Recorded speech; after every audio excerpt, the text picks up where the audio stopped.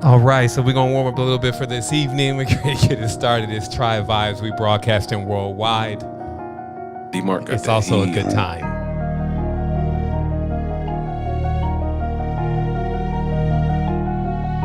To the future, to be exact.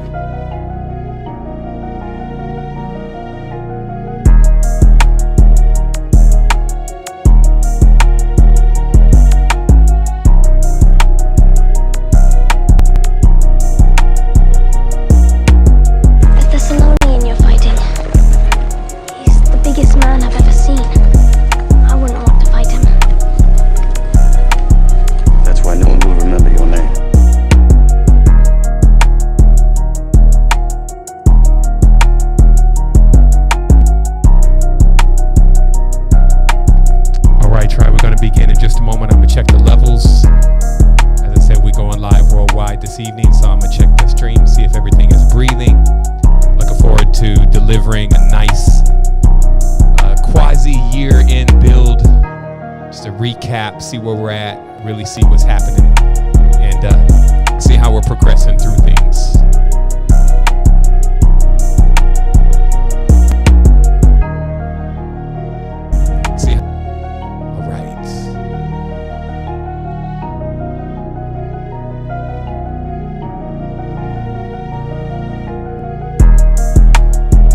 Okay, so it looks like we're looking nice this evening. Everything is broadcasting good. The stream is working. The music is on. So this is what we're going to do right now. We're just going to take a moment, stretch out, get into the space, allow ourselves to connect. This is, again, another awesome time to be you. It is December the 16th, 2023. We're a couple weeks away from, 2022. We're a couple weeks away from 2023. I'm already there. So I'm trusting I'm gonna be able to get you there too if you're not already. I'm looking definitely forward again to this evening being somewhat of a summary of last year, maybe a little bit of a year and a half ago, what we talked about, where we're at right now. We're gonna be able to open this up for some questions. We have some gems to drop, so you know how it is. So let's go ahead and get started with our process of how we come into things, because you know that this is a tribe, and we continue to come into the space. This is 13, 14 years now, always something new. It's never going to end because that's who we are. I'm going to take an opportunity and let the tribe represent themselves also, because we got the tribe in the house, of course. We also have our YouTube tribe in the house this evening. So let's go ahead and start that by sending out wholeness to the rest of the world.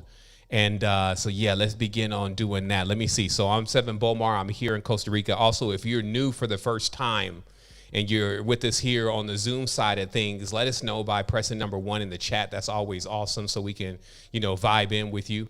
And then, so for now, I'm Seven Bomar again. I'm here in Costa Rica. I'm looking forward to getting started. I'm playing around with all the machines and stuff, and looking for, oh my goodness, dang, machine. Ooh, machine. All right, so let me get all that fixed, and we're going to come in a moment, but let's go ahead and share with each other. Wholeness.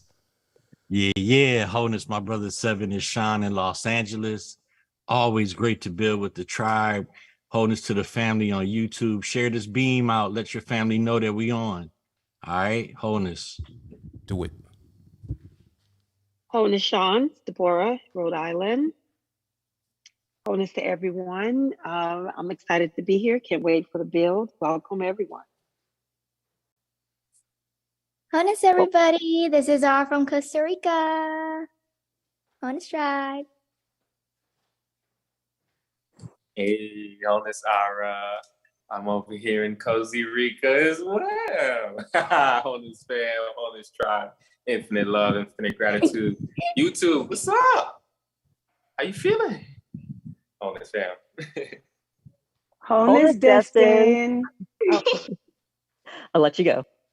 Oh, Wholeness, Destin. This is Kenji, Wholeness Tribe from Dallas. Ready for this build, so getting ready for it. Wholeness. Wholeness, Kenji. This is Roxanne in San Luis Obispo, California, and ready to get on board the train. Wholeness Tribe. I'm like, Roxanne. Wholeness Tribe, it's Zami right here. By the way, Kenji, you look beautiful in an affirmation. I am whole and balanced. I am whole and balanced. I am whole and balanced. Wholeness Tribe. Aho. Ooh, thank you, Zami. Wholeness, beautiful.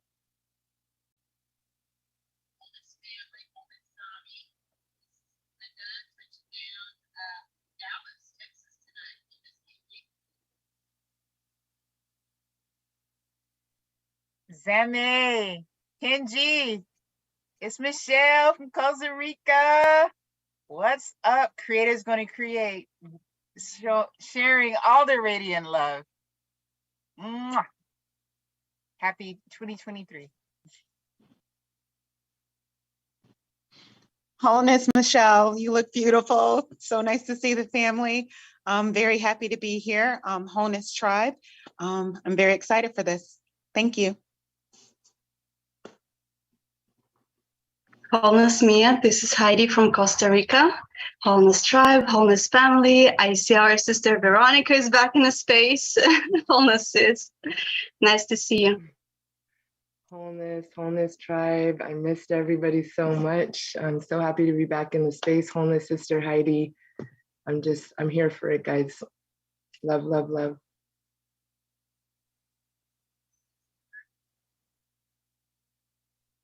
Wholeness Veronica. Great to see you in the space. Great to see everyone in the space. This is Dominic in the Big Apple. Mama should be arriving soon, and bunga bunga, let's go. Wholeness Dominique. It's your boy Unique coming to y'all live from Jamaica this time. Wholeness family.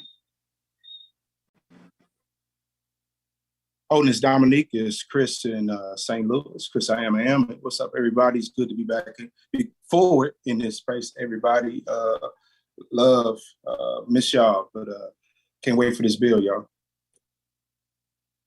Wholeness Chris. This is Go Rita ahead. in Katy, Texas. This is my first time on, so Wholeness Tribe. Just happy to be here. Wholeness Rita. It's Anthony from Millbrae, California. So glad to tap into the space. Wholeness YouTube.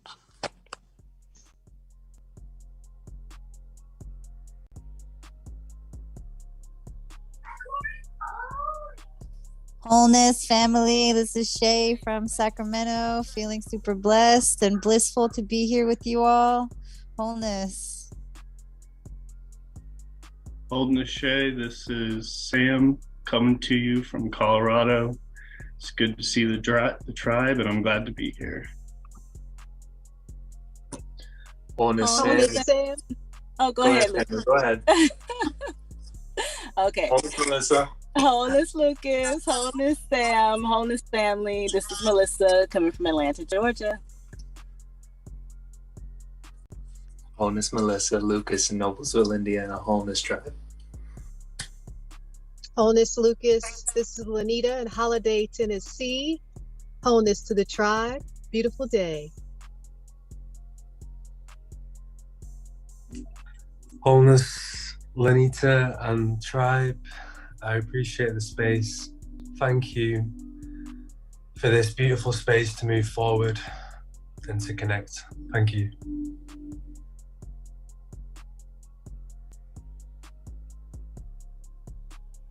Wholeness Paul, this is Anne calling in from San Diego. Wholeness everyone.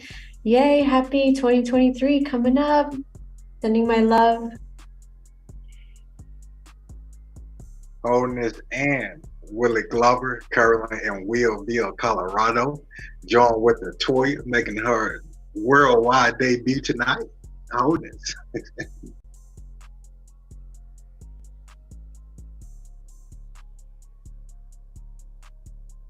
Wholeness Willie, this is Adam from San Francisco, California. Love you all. Wholeness Adam, this is Gabrielle in South Carolina. Wholeness Tribe.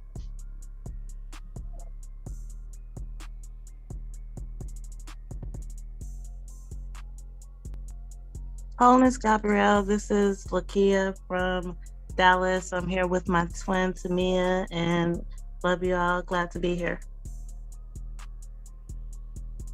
Wholeness Lakia, this is Sammy. We're out here in Bryan, Texas. So we got Dash in the house with us.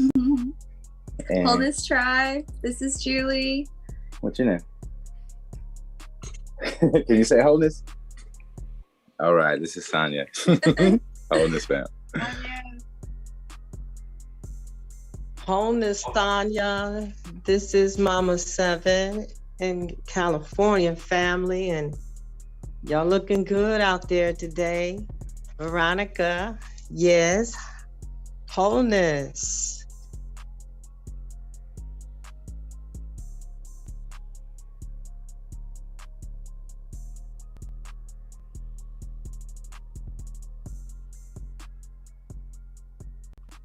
Ooh, Seven, what you got cooking over there? I feel the energy, man. I feel the spirit all over. So something's up. It's all the way up. Wholeness, Sevon. Wholeness. Wholeness, all the people from Texas. Welcome, Katie, Texas. This is Fifi. She's going down George Bush Tollway, but I love y'all up here. Wholeness.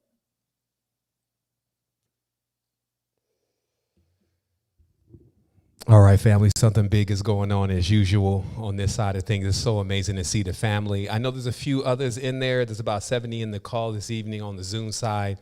We got YouTube riding with us. I just want to let everybody know that, you know, we give thanks for you. We always give the time and take the time to actually honor the tribe and those that are in the space who have spent their time and their energy to collectively be here as a symbol and a representation of unity. So we give thanks. I know there's a few others that are in there if you want to go ahead and chime in through the cosmos. It's December the 16th, meaning that this one's almost gone. So, you know, you might as well pack it up and send your vibration with this special cosmic mailer, Wholeness. Wholeness, Seven. Uh-oh. From Key Biscayne, Florida. Wholeness. Great to be here. Wholeness, everyone. I am so glad to be here. This is Lizelle from San Diego, California. And yeah, it feels really good in this space. And I'm so blessed and glad that we are all together today. Thank you. Thank you. Also, everyone, I got my incense lit over here. So yeah, I was seeing the environment harmonized in a bit more. So if you wanted to take some time, you got your Palo Santo and you got your sage over there somewhere. Remember, you're not going to miss it. You can always rewind it, but it's important for you to just be here now. So definitely get your space clear, get some water, you know, bring yourself out of wherever you were and put yourself here and allow yourself to enjoy, you know, just the beings. The most important part of this, you know, there's a lot of knowledge, spiritual wisdom, et cetera, coming through. But truly, the most important part of what's going on here is really with the tribe and your ability to actually connect and come in with these beings that are all around the world. I'm pretty sure there's someone where you're at that you have the opportunity to connect with and share with and, you know, really, really keep your growth happening. Sending love to the tribe. Wholeness, sending love to the tribe. Wholeness, Lizelle, this is Diana. Sort of regenerating here in the space. Wholeness, happy to see family back together.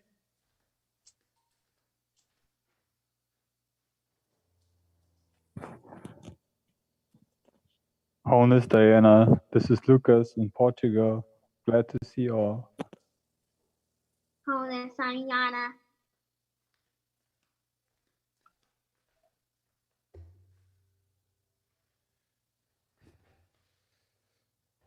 Wholeness, this is Henok tapping in from Costa Rica. First time catching a live, so yeah, good to be here. Wholeness, and this is Chrissy Bear from East LA. What? Enoch's in Costa Rica? This is Biniam from Chicago, holding space. Sending much love.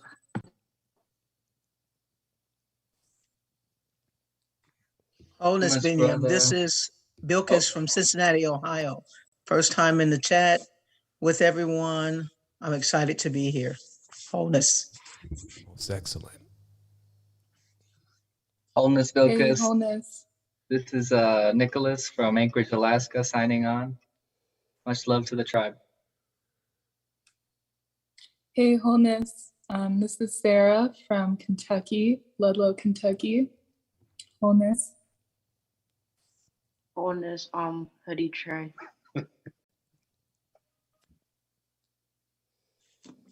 Wholeness family, this is Stephen from Cleveland. Wholeness, Stephen. This is Jake from New York. Wholeness family. Wholeness, Drake. This is Melissa from Brooklyn, New York. Wholeness Melissa. This is Henok from Stone Mountain, Georgia. Wholeness Tribe. Good to see you all. Wholeness Hanok, it's Jesse, and Jenny. showing up here from Barrie, Canada. Glad to be here. Looking forward to the build. Love you all. Ooh, it's coming. Man, Alaska's deep in the house tonight. I think we got two Yes, Enochs sir. in the house tonight. We got two Seans over here too. Okay, all right. So let's get it happening. Hold on. Here it is. Ooh, okay. Let me line this up real quick. All aboard. Ooh. Wow, let me just breathe into it. That is the best thing to do, right? Air is free. It can get you higher than anything else. pH, the potential of hydrogen. How much hydrogen can you take? There is more energy here in this small space than the entire world has harnessed in its entire existence. All right, so this evening, so there's a title on this build. Let me set the lines here real quick. Boom. Let me do a little spotlight. Yeah, there goes the spotlight. Let me do this real quick. Okay, there we go. Okay, so the title on this build this evening happens to be, what is it? It's the truth about nuclear fusion. You know, I was going to call this 7 Reacts because, as you know, we're always doing something massive. Creators are creating on this side of things. Families are connecting. I think that this is the only network that we even got kids, if you wanted, children that are actually in alignment and they're tuned in and receiving. And that is, again, it's excellent because they are the ones that are most intelligent. You know, they're getting it. So imagine them having this foundation. So I wanted to just really address the moment. And well, before we even get into anything about the knowledge and the wisdom that's going to be delivered this evening, you know, and the title of the show, you know, again, centering ourselves just into the space and giving thanks for us just being here. Wow. You know, I can always tap into the highest level of thought, which is where does nothing come from? And realize that because I can't answer that question, then I am truly free. I have achieved perpetual energy because I can dial into the true special magic of that fact that we have something just so amazingly powerfully weird going on, and that's just our existence. That's just who we are. So nobody can take that away from us. So I wanted to give thanks for that we have the time to, you know, recognize that we're in this existence. Sometimes when you sit in and you breathe and you, again, start feeling good, it's amazing to just sit for a moment and say, man, I can even feel like this. When you're happy, you can, you know, just for a moment say, man, you know, it's incredible that I can even feel like this because it is actually becoming very scarce. So never let nobody steal your gems. And remember, them stealing your gems doesn't mean that they have them. The most precious things in the world, no one can take. Their very attempt to take it from you removes them of it, right? Their very attempt to take it from you removes them from it. It's very important to realize that you have some priceless stuff going on inside of you. So, you know, as a train starts rolling, as I mentioned, the topic to today's build was the truth about nuclear fusion, birth of a new God, because I am in the space right now saying, wow, it's very interesting that in my life, I made it up to the moment where and I got to kind of explain this in a different way here. So it's just that the broadcast has been sent through the matrix. We gotta put it like that. That fusion has been achieved. Now, first, let me take it into this context, right? So the United States is a very conservative place, okay? And actually, you know what? Yeah, you know what? Give me a moment. Give me one more moment. let's just take the time and the opportunity while we're here to touch and agree, because it's December 16th. I had no clue that I was going to be delivering this message today. I kept saying, oh man, the end of the year is coming. When I'm going to do my end of the year delivery? And I was like, and I was counting the weeks, and I was like, I realized today, I was like, man, you don't got too much time left. And just in light of what you just got the download on, I suggest maybe you do it tonight. So I was like, oh, okay. And so I've been spending this day to day and just getting everything in alignment. But again, I wanted to touch and connect with everyone here. And, this is a universal symbol for being alive. This is the outstretched hands that let you know, hey, I won. Like, yeah, I'm the winner. I'm number one in this. And how that happens is because we just take the moment to realize that we have already achieved perpetual energy, because what you just got an opportunity to see. And I know some folks are like, oh my goodness, where is he at? Come on, can I fast forward this? And, you missed it. It was like that recognition that we've been able to attract the entire spectrum into the space. And what that means is that there is truly something here for everyone. And when you just think about that accomplishment in these times, you really know what kind of energy is at hand. So these outstretched hands are the recognition of that. It's our time and our opportunity to touch across the cosmos, across the space, eliminating anything that you think is disconnection, and just saying, boom, high five, we did it, high 10, we did it. Like, this is our time, this is our opportunity, this is our reflection, this is who we are. So if this is the great achievement in existence, which I believe that it is, unity is the great achievement, we there, and we've been there, and we've been grooving into that, harmonizing into that, and refining that. And so that's what it is. Thank you so much for also being a part of this 14 years strong. It's just proof is in the wisdom in which the type of people that it produces. And I'm seeing some very, very wise beings here. Wholeness. Yes, that is the perfect way to begin things, is now everybody should be on the train by now, or else you're going to be like one of the movies when they're running on the side, right? They're going to be something that just run on the side. So this is what's been happening now. Of course, the dysfunctional distraction continues. We know it. We see it. It's happening in the reality. It's code. Code name SBF, code name Gunner. You know what I mean? Like, they just going to keep pouring it in. Notice how the reality's always got something. It's like a newspaper that needs to come up with a new article every single day, right? So, there's a part of this, though, that we need to definitely be on point about, and that is just about profit and prophecy. Okay, now, every single major word that has to do with commerce, has to do with currency, has to do with energy, is going to have some type of relation to some kind of ocean, some type of oceanic thing. Sailman, like he's the salesman, right? There's wind in the sails, right? And the reason for that is because there's an ancient story about some sailors that actually came into the system, started managing the system, and started cataloging everything in the system and being responsible for the transactions. The transactions and the trade of energy and goods through many of the matrices, okay? Because there's a lot of valuable things here. And what goes from one person to another, that's really, in these kind of systems and controllers of these kind of systems, they want to catalog everything. They want to tag everything, right? And all these are very technical terms too, because everything gets cataloged and everything gets tagged. And the more that is cataloged and tagged, the more efficiency that you have through the system.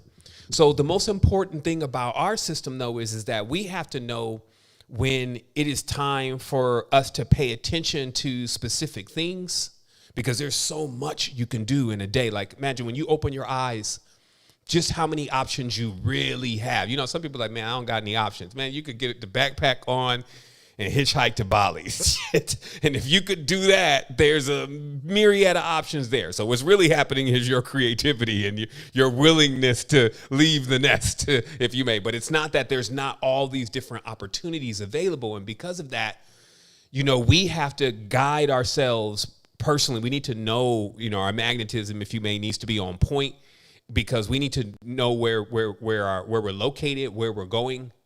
how we're oriented. That's the term I'm looking for. How are we orientated in this? Like, and then when you think about orientation, when you go to your job and they say, hey, we're going to orientate you, this means that they're going to tell you something about how the job functions or what's going on or what you need to do. So the orientation to life, you know, this is what I feel that many of us are missing because of lack sometimes of a divine masculine and divine feminine component that is saying, hey, you know, this is how the real world works. This is the ancient story. You know, here's your family all the way through the whole process. And, you know, here's what you're going with now. And you know, this is, welcome to the open ocean. You see what I mean? And, you know, because that's missing, it is, of course, leaving so many beings just really on the mind control, just on the being mental real estate, being echo chambers, Wi-Fi points, and redundancy beacons for the matrix, the fake matrix's system, which is, again, developed by other masters in the matrix that are themselves bent on ideas like world domination, which you got to remember, there was a time men would wake up in the morning and be like, I'm really going to conquer the world. And they would do that with the weapons and the might of the other men or that were around them and women, and just moving as a complete unit, but with that state of consciousness, which is in itself foreign. Okay, because in an organism, that's literally like the organism going to war with itself. So it'd be like a cancer. Like you start fighting and warring on the organism, that's a sign that the organism is kind of like, you know, it's killing itself. So anything that does that is an alien. It's foreign. It's like a bacteria, if you may, that doesn't belong inside of the system. But also these systems, these planets, these whatever you want to call them, these disks, as I like to say, they also love that too, meaning that they integrate with things that are foreign and alien, and they adapt to them, and then they harvest that too. And that's why there's so many different things even here. Like I got this one little creature that lives on this branch, and he looks like a branch. It's not even it's an insect inside of something. He's got all these different pieces he's picked up from everywhere, and he just kind of hangs off the branch. And it's like, you just kind of wonder, like, if you zoomed in on his mind or its mind in there, like what is it? What's really going on? So there's so many living forms in existence. And this, you know, sometimes dead matrix will try to convince you that that's not really alive. That's a computer. That's a simulation. And, you know, just weird stuff. But really existence is what you make it. Right. So in your consciousness, life is what it is. And I always like to make my consciousness really adapt to the facts, because I believe that the society has actually gone or had gone for thousands of years with basically no facts, only beliefs. And this was enough, because as long as everybody believed in what they were believing in, look, you know, we came from this tree, and, you know, the rest of the totems are here. So that thunder is, you know, your great mother stomping on the ground, and she used to be here, and they write out a whole story. And so as long as everybody is believing in that, then that's almost that's unshakable in itself. Even when those beings die, they go on in their story. And that's what you have to realize a nation really and a tribe truly is they have a story. And then when they leave physical matrices, they go on and live that story as if they already were dreaming that dream. And now they're going to go and live in that dream. And that's collectively. And so that's how everybody is moving like a projection, like a spaceship. Right. And so obviously that if that's going on, some of the things that people are thinking and some of the things that the people are doing collectively now means that the kind of the road being stretched in front of us may not be a road that everyone would want to travel. And this is why we're starting to see that, hey, you can also make your own road. You can make your own lane. You can become your own narrative, but you need the power. You need the power and the ability and the awareness and the fortification. And it's very difficult to get that when somebody may have that, but they want every single thing in order for them to give it to you. So what Secret Energy is about, and what we agreed to do, the Resistance agreed to do, is that we would make this information available. So as you know it, there are 700 videos. That's, man, with an average runtime of 3 hours, I just got to say, operation job well done. Watch how I make all of that stuff go into text and come back around and summarize itself and all that, because I'm just going to do that anyway. But wow, 700 and nice stuff. Like every time I have the time to jump back in on one of these videos in here, because of some reason or another, it's always golden what's being presented. And I'm even there myself, listening and attentive, sometime on the edge of the seat, like remembering what happened next, but what I said next, but not exactly. But what I'm saying is that it's there. So now, of course, we launch further into other endeavors. Like I decided I wanted to tackle the money monster for our people. I decided that, yeah, the currency thing is a real issue, because if you're drawing current from the same source that you're trying to disassociate from, this becomes a conflict of interest. And so you need to discover some type of karma-free wealth. You need to discover like a pipeline of energy that's not tainted. So I set off into those directions. It meant continuing to bring the mentorship. The mentorship is, having that partner or have that friend. They say, what do they say? Mentor, not buddy. But having that true mentor in your life that's actually able to say, hey, I call bullshit on that. I think that you need to really rethink this versus, some of the other people the ones that you only allow to be in your nucleus that are just telling you what you want to hear, right? Because anybody that don't want you to tell you what you want to hear, man, they get ejected from the nucleus, right? Let me turn this off. So just in looking at this, let me turn off this distraction. Give me 1 second here. I don't even know how this thing got on. Okay, there we go. So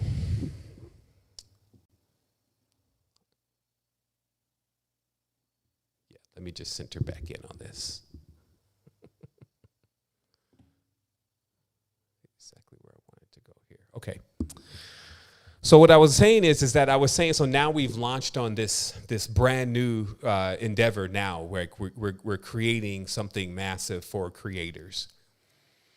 But again, in this powerful projection, all of the knowledge and the wisdom and the organization and everything that we learn has to come into play. It has to now serve this cause and serve this mission. And I just want to let everybody know that has supported this mission, we give thanks to you. Like there are so many things that have been created and so many people that have been assisted because of what you've done. It's not just current flowing into creating this amazing platform, being able to enlist all the incredible beings that we now have as a part of the team, being able to explore and penetrate different ventures of knowledge and intelligence and be able to extract that intelligence and bring it back around. Opening up a total affiliation, so input, output, like we grow, you grow, really being mindful and like respecting that we don't want to send you into a situation that's got you looking crazy, got people looking at you like, you selling products now or whatever. Like, but that is just such a cut above and continues to be a cut above from what is available. So that's what we're about anyway, because we know we got to take it all the way to the level. We can't like the level that we perceive that it's supposed to be at. We can't look at what's going on in reality and then pat ourselves on the back because we supposedly are doing better or know more. That's not enough. Like it's not a day that I don't be seeing some cats talking about their knowledge and their wisdom that they have and how much it gives them. It's like how much power it gives them and all this. That's not enough. Like, let's see that work, because the mind is the trip. Like it can go mega. It can make you actually feel like you're a god, that you can run through a steel, that you can run down the road and a truck will be coming and you the mind is like that. That's why I'm saying it truly takes heart to be in the body. That's why the heart is in the body. The heart is not in the brain. Because now it's you, and you have heart. This means you're going to feel. So you're going to feel the repercussions of everything. Because, you run into that truck. What about the driver? It's like, oh, shit, what happened to that guy? How my family, his license. So, when you come out of alignment, it requires that you have this ability to feel and this ability to care. And we talked about that. So what I'm here to explain to you today is that there is a new transition that has happened in the realm. And there is a new God on deck. And I love when this happens, because there's then internally a new metaphysical energy center online. And I'm going to show you the as below version so you can realize what's happening in the as above, or inside of the as above, in the as above, right? So this is the as above, okay?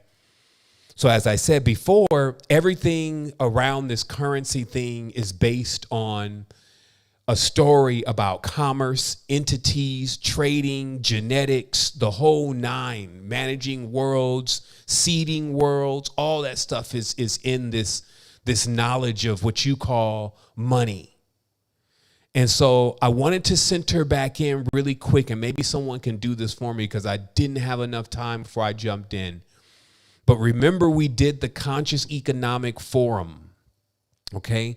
And I think this was 2020, maybe. Somebody will grab this because, and maybe they'll share a link too, because if you wanted to go back and check this out to verify, you can. And in this, I go over this process of how you can determine what is going on in the world by understanding the connection between money and God. And that on that dollar bill, when they say in God we trust, that God they're talking about is the money, but the money also starts tying into a weapon. It starts tying into transportation and communication. Again, I'm gonna give an overview summary of this. I was just breaking down just, the hard-coded facts of in history. The first letters of the alphabet is this. This stands for Arok, heads of cow. It also actually stands for matrix, Molochs, meaning that actually you have matrices that have entities that are inside of them. Like that's something Sanchez was dropping really nice and just showing how that symbolism can get confused, and people think the Moloch is satanic thing that's eating babies, but not realizing that's actually Molech or Melchizedek and all the story of the basically the being inside of matrices, the Minotaur inside of a maze. Okay.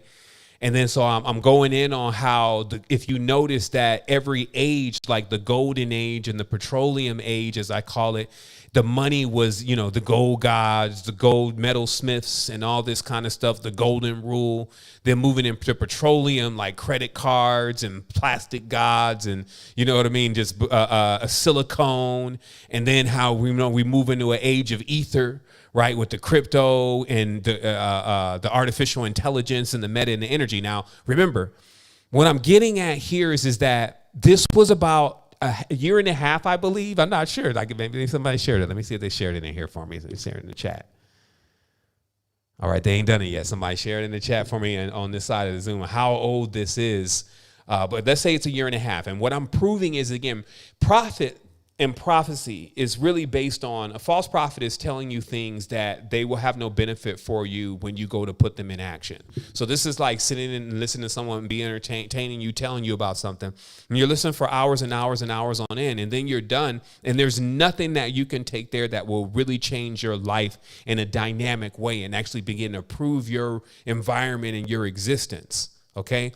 That's a false prophet, right? Because there's nothing that you can profit from the loss of time. So when you know what's going to happen in the future, you're able to profit. When you don't, it's your misfortune. Look at what the word says. And that's why I said all the words around money and things, they all say something to do with like money. Again, like everything about good luck and all that. Look, misfortune.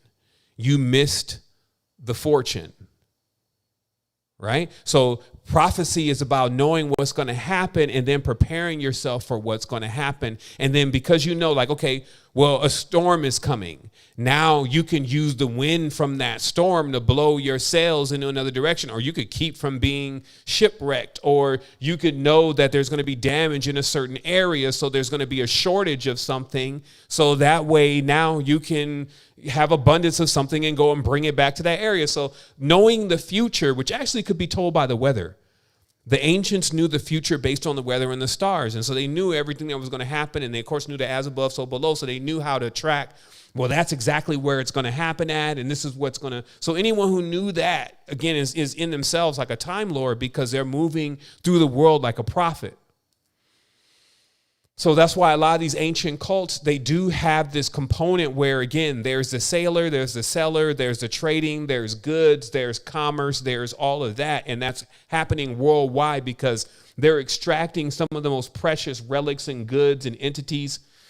But before, remember, it was women and children. So they were cultivating some of the greatest bloodlines and working with some of the most, what you would say is mineralized essences. And this was trading on these markets. Now, remember, these markets weren't like, we love everybody. Many of these markets were run by raiders because they were stealing these goods. They were taking these goods. They were stealing people. They were stealing children. They were stealing women. So this is the not too long ago history. Okay. So we talked about then that things would take a transformation. And let me get out of this because something's happening with this viewer. Give me one quick second here. I guess this may be too heavy for this, but let's just go through this faster than necessary. Because I don't think I need to. You could go over all of this, but I'm proving a point here. So we talked about how there was going to be a petrodollar devaluation. This was before even the whole oil crisis, Ukraine thing hit. There was already petrodollar devaluation. And then we talked about how there was going to be this scalable money because there needed to be basically a different type of economy. And that in that economy, people really do need to check in, like I say, AI, IRS, where there's a transparency and efficiency in the system to the buying and selling and the trading and who's getting paid for that. Because the system right now is basically been run by pirates. Like it's very dysfunct. It's designed to keep a lot of things off the ledger. And we talked about how even that's the power of privacy, off the ledger. That's sovereignty. Like if I'm transacting with you privately, I don't have to tell anybody that what we did unless we used a public instrument. So let's say if I own a house and it's in my trust and you own a house and it's in your trust or whatever, and we trade houses, that whole transaction never enters the public eye. But the moment that we bring a bank in, now it's in to do the loan. Now public is like a Oculus or all-seeing eye. Now it's like, oh, I got my eyes on it.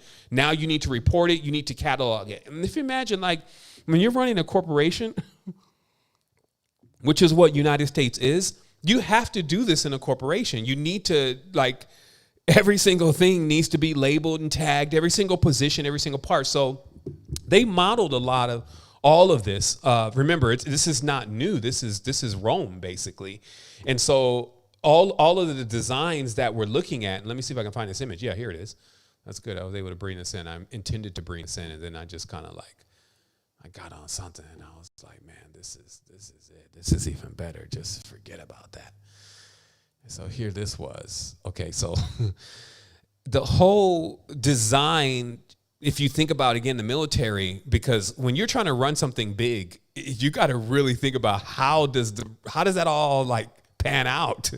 Who tells who what to do? It's a big thing, especially when you have powerful people. Everybody just wants to be the leader. How do you get that all under control? And because that's why it's religion, right? Because that religion is to basically put this back together. That's why religions exist. But this is the Roman legion, right? So in every aspect of this, and looking at it, you can see who's the signifier? Who's the legatus?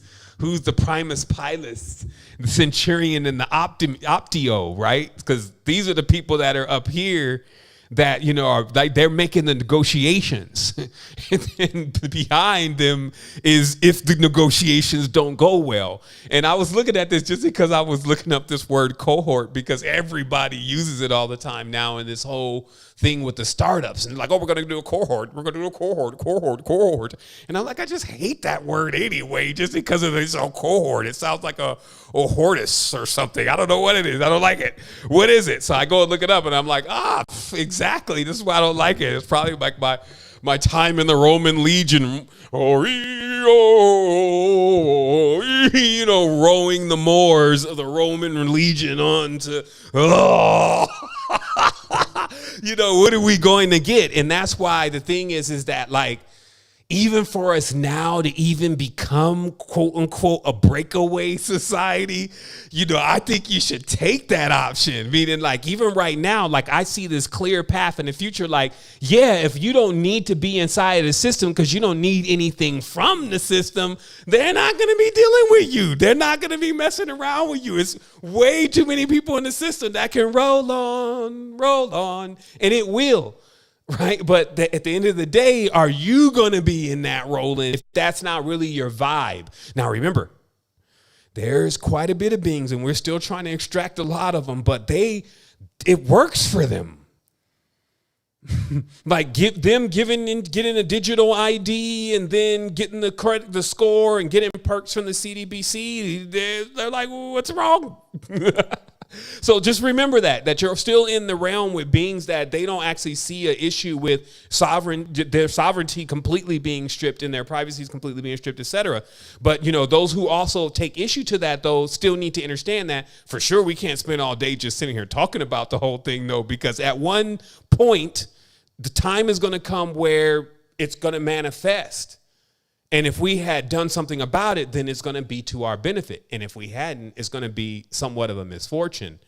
And so just in finalizing here, we spoke on, again, so the power of privacy comes in, Bitcoin, Big B is still doing this thing. Like, no matter what you say, that kind of technology, because everybody is really just those maximalists are holding.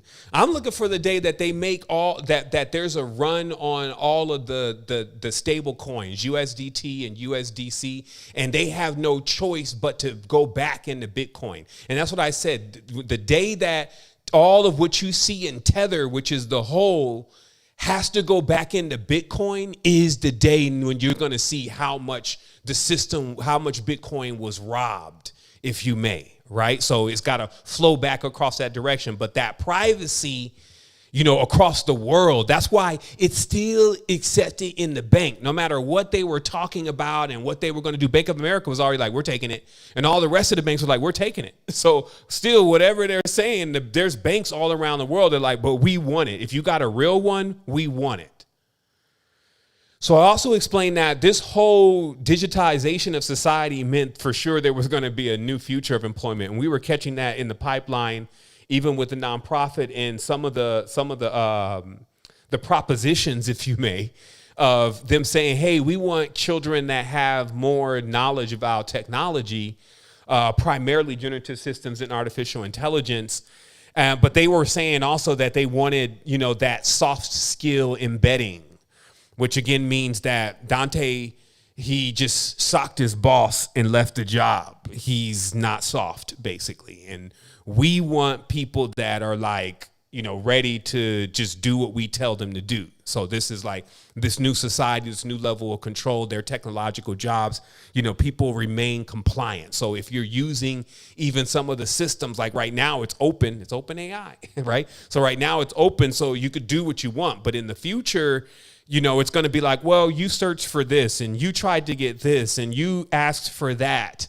That's kind of questionable to the society. So either you have your own, which the ability has also unfolded for us to actually have our own neural networks, or everything that you're doing inside of their AI first systems is for sure being flattened and then fed into something that can actually see and do something with all the information that is being given. Unlike our organism right now.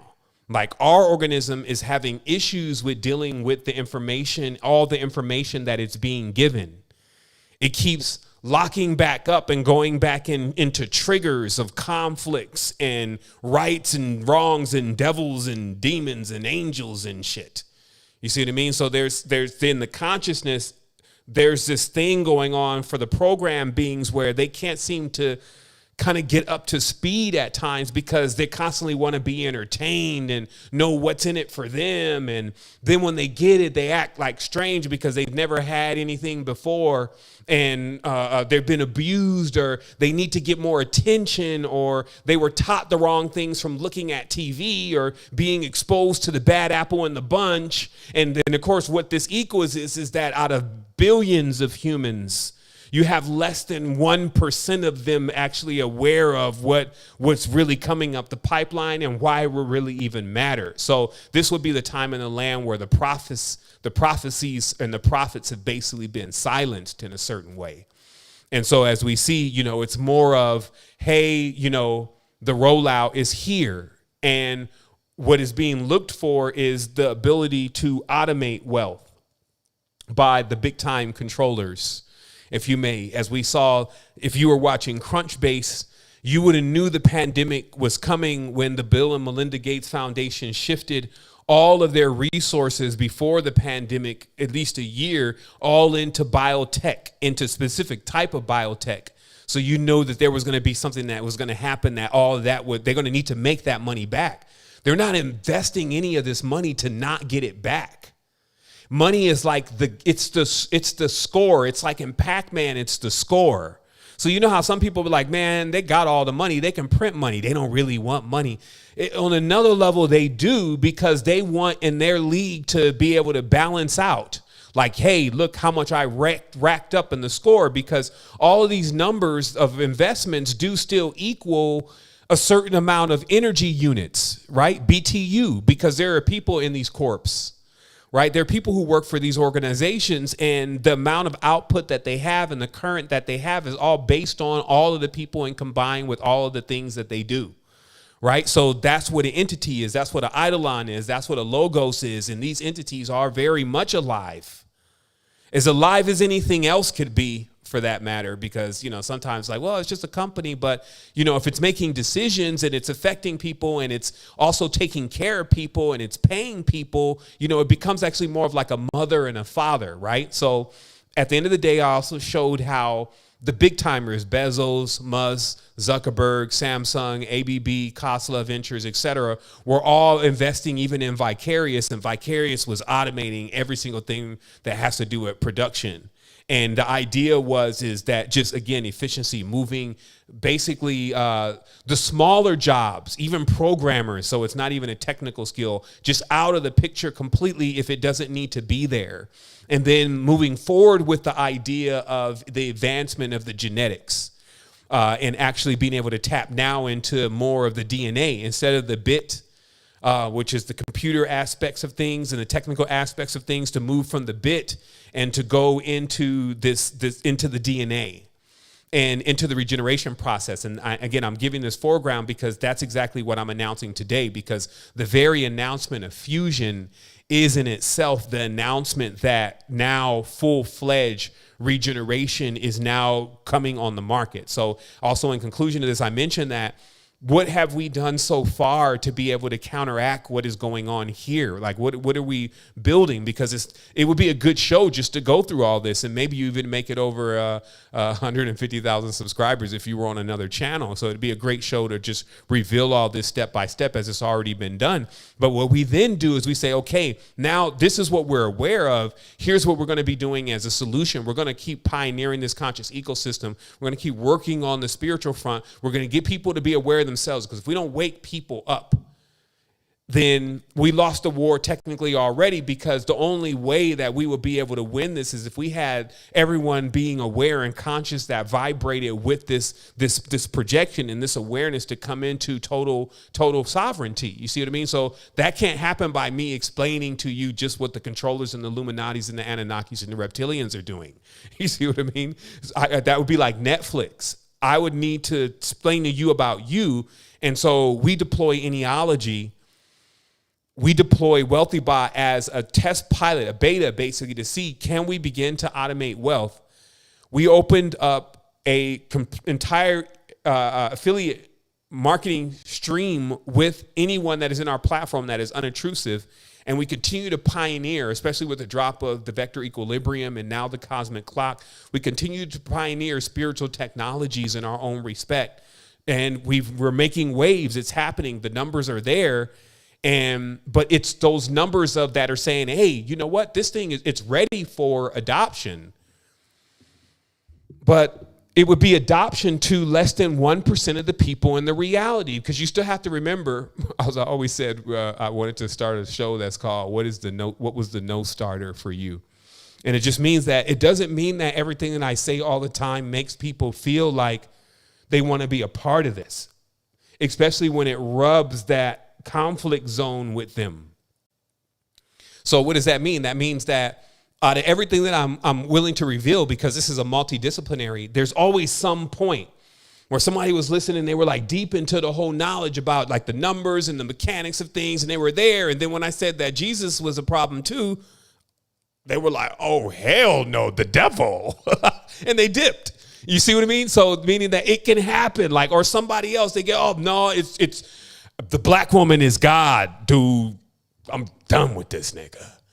You see what I mean? And just, you know, be like, so it could happen. Like there could be one thing that I say in the multidisciplinary that just basically has a person like, hey, that's not, I got to go try to find it somewhere else. But again, like since we need to be educated on other things, I definitely don't have time to be trying to figure out who's getting their feathers ruffled, when in the end of the day, we're going to be basically, I'll just say it this way.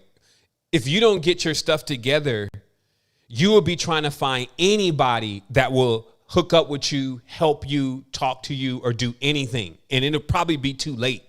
So if you have people that are willing to assist you, you still have a library up the street that you can go to. All of those different things are things to be like, I can still do this right now. So I'm just saying, like, this is not the time or the space at all for us to be looking at the situation that we're in as if we cannot do something about it.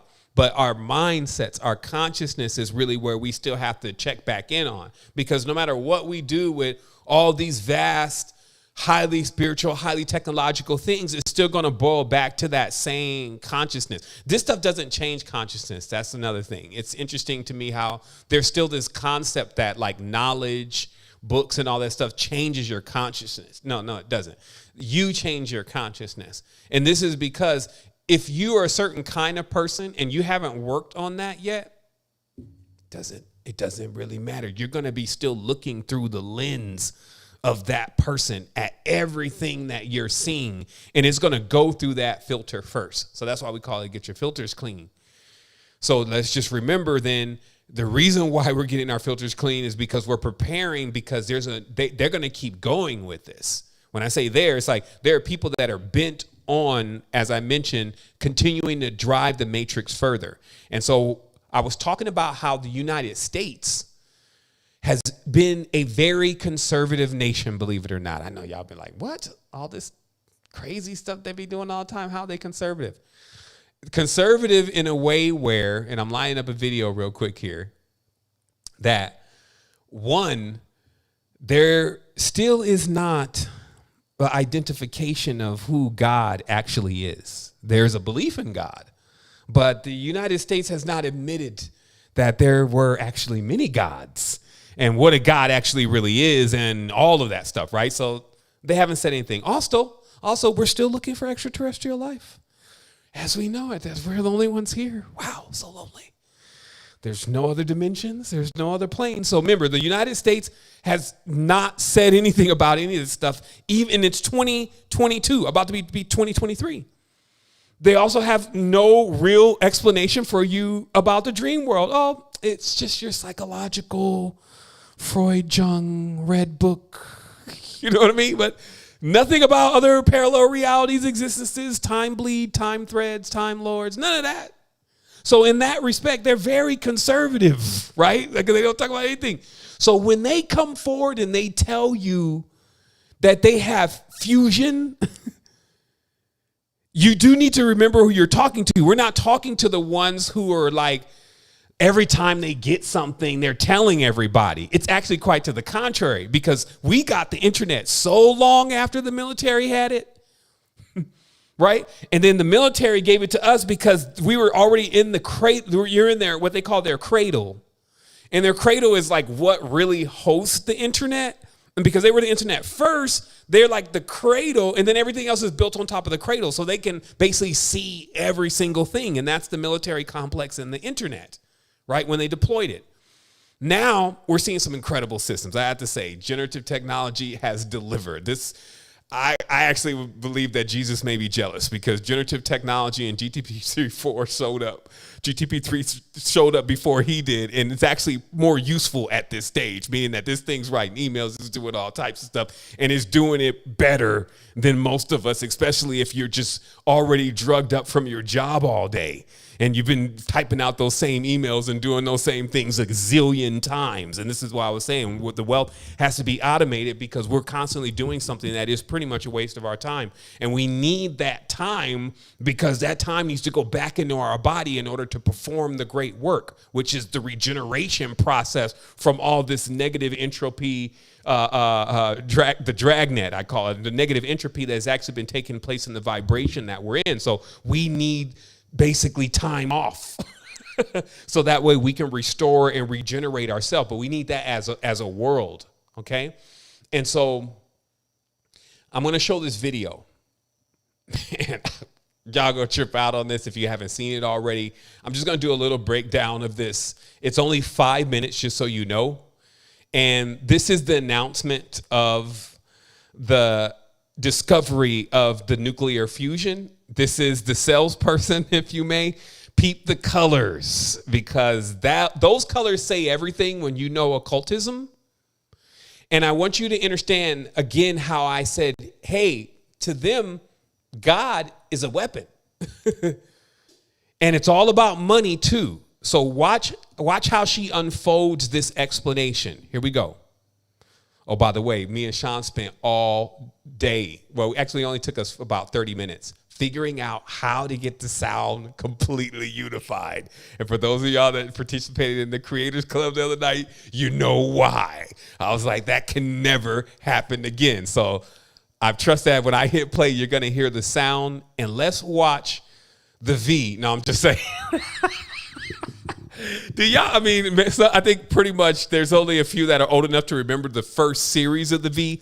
Even for me at 44, it was still like, you know, it was kind of a little bit beyond. But they came out with a new one, so that sort of allowed me to watch the old one. But for those that know about that series, they get the joke because the V is going to explain the new technology in which they're going to bring to the humans on Earth. Here we go.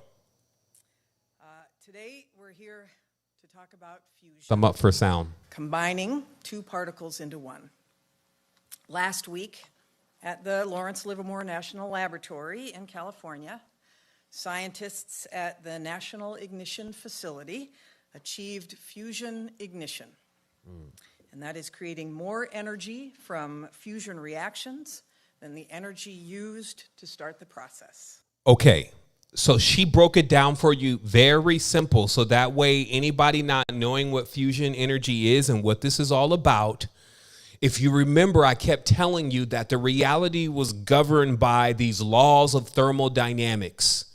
And in these laws of thermodynamics, it always is that you can't get back out more than you put in, right? That is something going on weird in the world that, you know, like with energy, you put in some energy and you will never be able to extract that amount of energy back. And so they talk about that in relation to oil, gas, and which is oil, all of the different combustible things that there's a loss there. And that loss actually does transfer back over into the debt of the reality. It also says that as a hard no, that there is nothing perpetual. There is nothing that can live forever.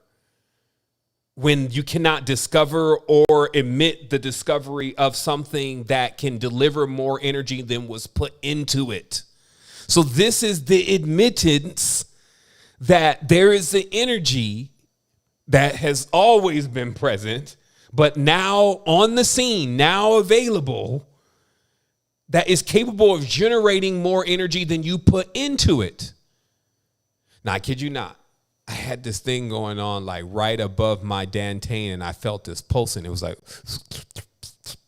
but it was going opposite to the way that the heart beats. So I was like, oh shit, it's coming online. You know, no, I'm just saying, but Chakras are gods. Gods are energy. Awareness is when energy is coming online. So what is fusion? Let me let her keep going. And then we're going to talk about what fusion is. Now, you know, Jeanette cracked a joke. It's not when you mix Chinese food and soul food. You know what I mean? Because those are fusions too. Okay, so hold on real quick. It's the first time it has ever been done in a laboratory, anywhere in the world. Simply put, this is one of the most impressive scientific feats of the 21st century. Or, as the president might say, right? I didn't get the joke.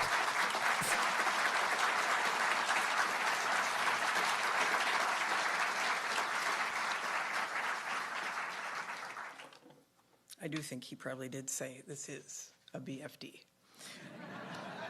Researchers at Livermore and around the world have been working on this moment for more than 60 years. So, what does this accomplishment do? Two things. First, it strengthens our national security. Huh? See, when I was watching this, I guess my conscience be so far ahead. When I was first watching this, my mind was always already creating a conspiracy about how this was really a weapon for them, but that they weren't going to admit it. And the first thing she admits is that this is a weapon because it's going to be used for what? Strengthening the national security. Okay, let's keep going. Because it opens a new realm for maintaining a safe, secure, and effective nuclear deterrent in an age. Okay, now watch this. That, to the end of that, is the only time this sentence that she is saying even makes sense, because she's about to mix the sentence with something else that it doesn't even make any sense. But what she's literally saying is this is a whole new realm of weaponry, right? And it's a nuclear deterrent, but she's having a problem connecting this, but she's saying it's a nuclear deterrent because they know that, you know, as far as the other control systems that are also vying for power here, Cherubim, Seraphim fighting, Cain and Abel, Marduk and the rest of them, you know, all the skirmishes that continue to go on. She's saying, yo, we have something better than nuclear now. So y'all that got nuclear, chill out. Where we do not have nuclear testing, ignition allows us to replicate for the first time certain conditions that are found only in the stars and the sun. Only in the stars and the sun. Now, were we not all present for my build 2 weeks ago when I was saying that type 2 societies, type 3 civilizations, are when you can harness the energy of a star? So why was that even coming through? It's because this is because it's happening. It's about to happen right now. Look. And this is why I believe that as the beings that we are, we always knew what was going on as long as we were tuned in, because the reality talks. It's always talking. That's why I said with water is carrying all the information from the entire world all the time. So, and it can't hold water. It's always telling all the secrets, but it's just like, are you listening? Right? Or are you distracted? Or are you thinking of something else? Is everything clear? So, because it's always very clear, and time moves on. See, you know, like, remember 10 years ago, or even in that last build 2 years ago, I was explaining certain things, and folks was like, man, I think that's off. That's not what's going to happen. Did it happen already? And I can go knock on their door right now, so it's not like they're in another reality. See, I can see if they dipped on the reality. So I went to check back on them, and I was like, shit, they must have went on the timeline where it didn't really happen. But you can go knock on their door and be like, hey, what's good? I thought you said that wasn't going to happen. They'd be like, yeah, man, I don't know. And that's the whole thing, again, also about false prophecy, because you could go and check back on certain YouTube channels, and they was talking about certain things, and now we're after 2012. And guess what? The world's still here. So they was like, it's going to be all over. Everybody's going to die. 2012, when the Mayan clock hits 12, get ready. The sky's going to be dark for 3 days. We're done. and then be back on next week with 500,000 viewers and subscribers and the whole nine, talking about the next behind thing. See, this is another thing.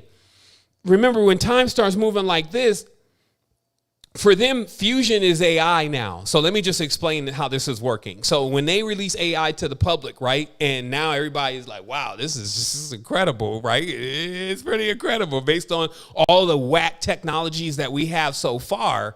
However, they're like, yeah, give them the AI thing because we already made all of our money on that, because that's what they were doing with all the startups. The startups and the corporations are who are really driving the world. That's business, right? So they already made all this money on with AI and AI in it and AI in it. And it didn't have a real AI. It was just algorithms and stuff.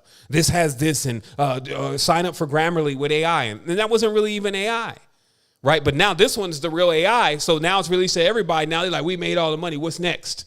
So watch this. The second thing it does, of course, is that this milestone moves us one significant step closer to the possibility of zero carbon, abundant fusion energy powering our society.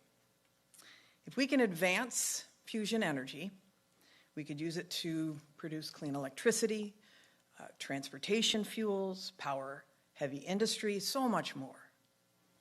It would be like adding a power drill to our toolbox in building this clean energy economy.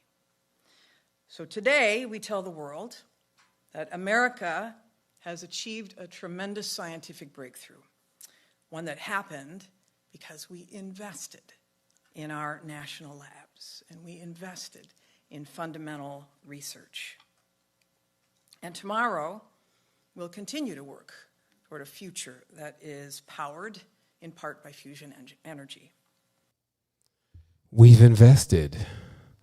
We've invested. We have it.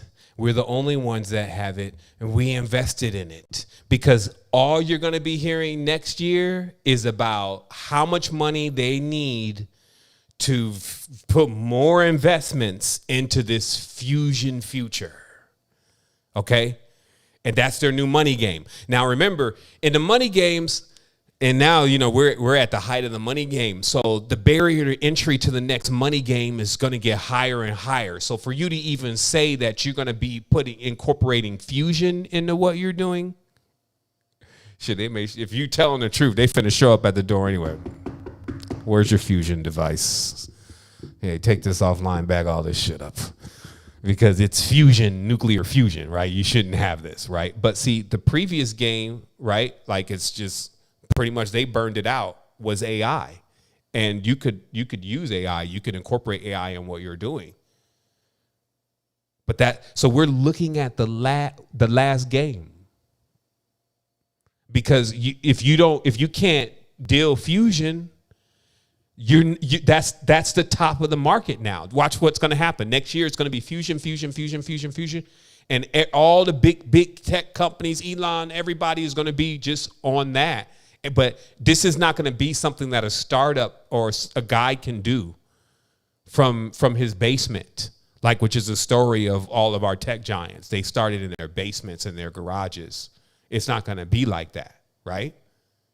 So just peep it out, man. Just really because if you're present, I lived through all of this. So then I have to be very agile when I actually realize that this dream that these folks keep selling is just to keep me pacified. All this entertainment and all this rhetoric and this hatred and all this, it's all going on in our minds most of the time.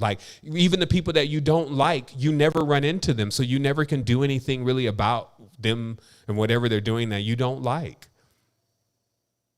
So being able to actually be to realize what's happening and then actually do something about it is the key here. So as I mentioned before, now they've released this AI. Now they're talking about releasing the fusion. The fusion in itself is the holy grail as they know it, the holy grail of energy production. So what does that mean esoterically? Because that's the most important part to me. What is fusion? Fusion is when the two become one. Okay? I want you to understand this because we were talking about this. This is why we're almost a few months away from GTP 3.4 because it's an external singularity point. The two become one. So who are really the two? And we talked about before remember how I talked about how the body was like a spherical magnet, and then it cracked, and then that became what you call your masculine and your feminine sides. And then if you try to put these magnets back together, they don't just snap back together, they actually repel each other. So if you can imagine on the atomic level this happening, you got two forms that are in themselves virtually infinitely powerful, infinitely strong. And they have that going on. They were split. So bringing them together is they have so much force to repel them. It's impossible to bring them together, to fuse them back together. And they're saying that they took a bunch of lasers, which is Lazarus, and they raised the dead. So this device works like they took a bunch of lasers and they pointed them all at something that was in a gastric tube or whatever. I'm not the scientist.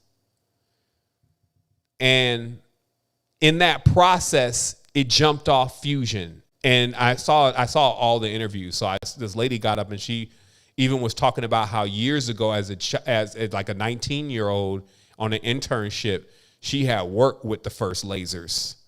And so they had been trying this process for a while and continuously innovating it, tweaking it, until finally, they knew they were onto something, but then finally, boom, they probably pointed in the right direction and realized that the battery was facing backwards or something. Like, oh shit, somebody used aluminum foil. I told you guys, titanium, not aluminum. Schwarzenegger, put this together. No, I'm just saying, like, new one waff, a new wonder weapon in the world, okay? Because as Shorty is saying right here, they're bent on using this as a nuclear deterrent, as national security, and as a new way to make more money. Because God, to them, is a weapon and money. And if they can get those two together, they'll worship it. Because it's a warship. It's about fighting and seeing who's going to be in the lead and all of this kind of stuff, right? The winner, this kind of thing. So you have to realize in order to opt out at times, in order to not like have your energy contributing to this backwardsness, you would need to actually create your own thing, right? You have to find others with your ideals and then begin to implement real stuff. Not, as I mentioned before, not just, you can go and be a hippie anytime you want. Like, it's always available. It never died.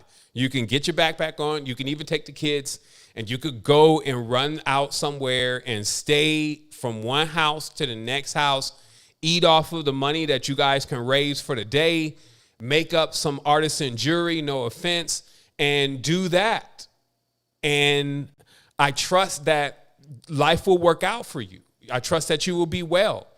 For me, though, it seems to be a bit more intrinsic to actually be thriving during these times and creating a legacy and seeing why the hell I'm here in the first place and give me my culture and my ancient technologies back and what's up with this third eye thing. You see what I mean? So I'm not on the retreat from reality.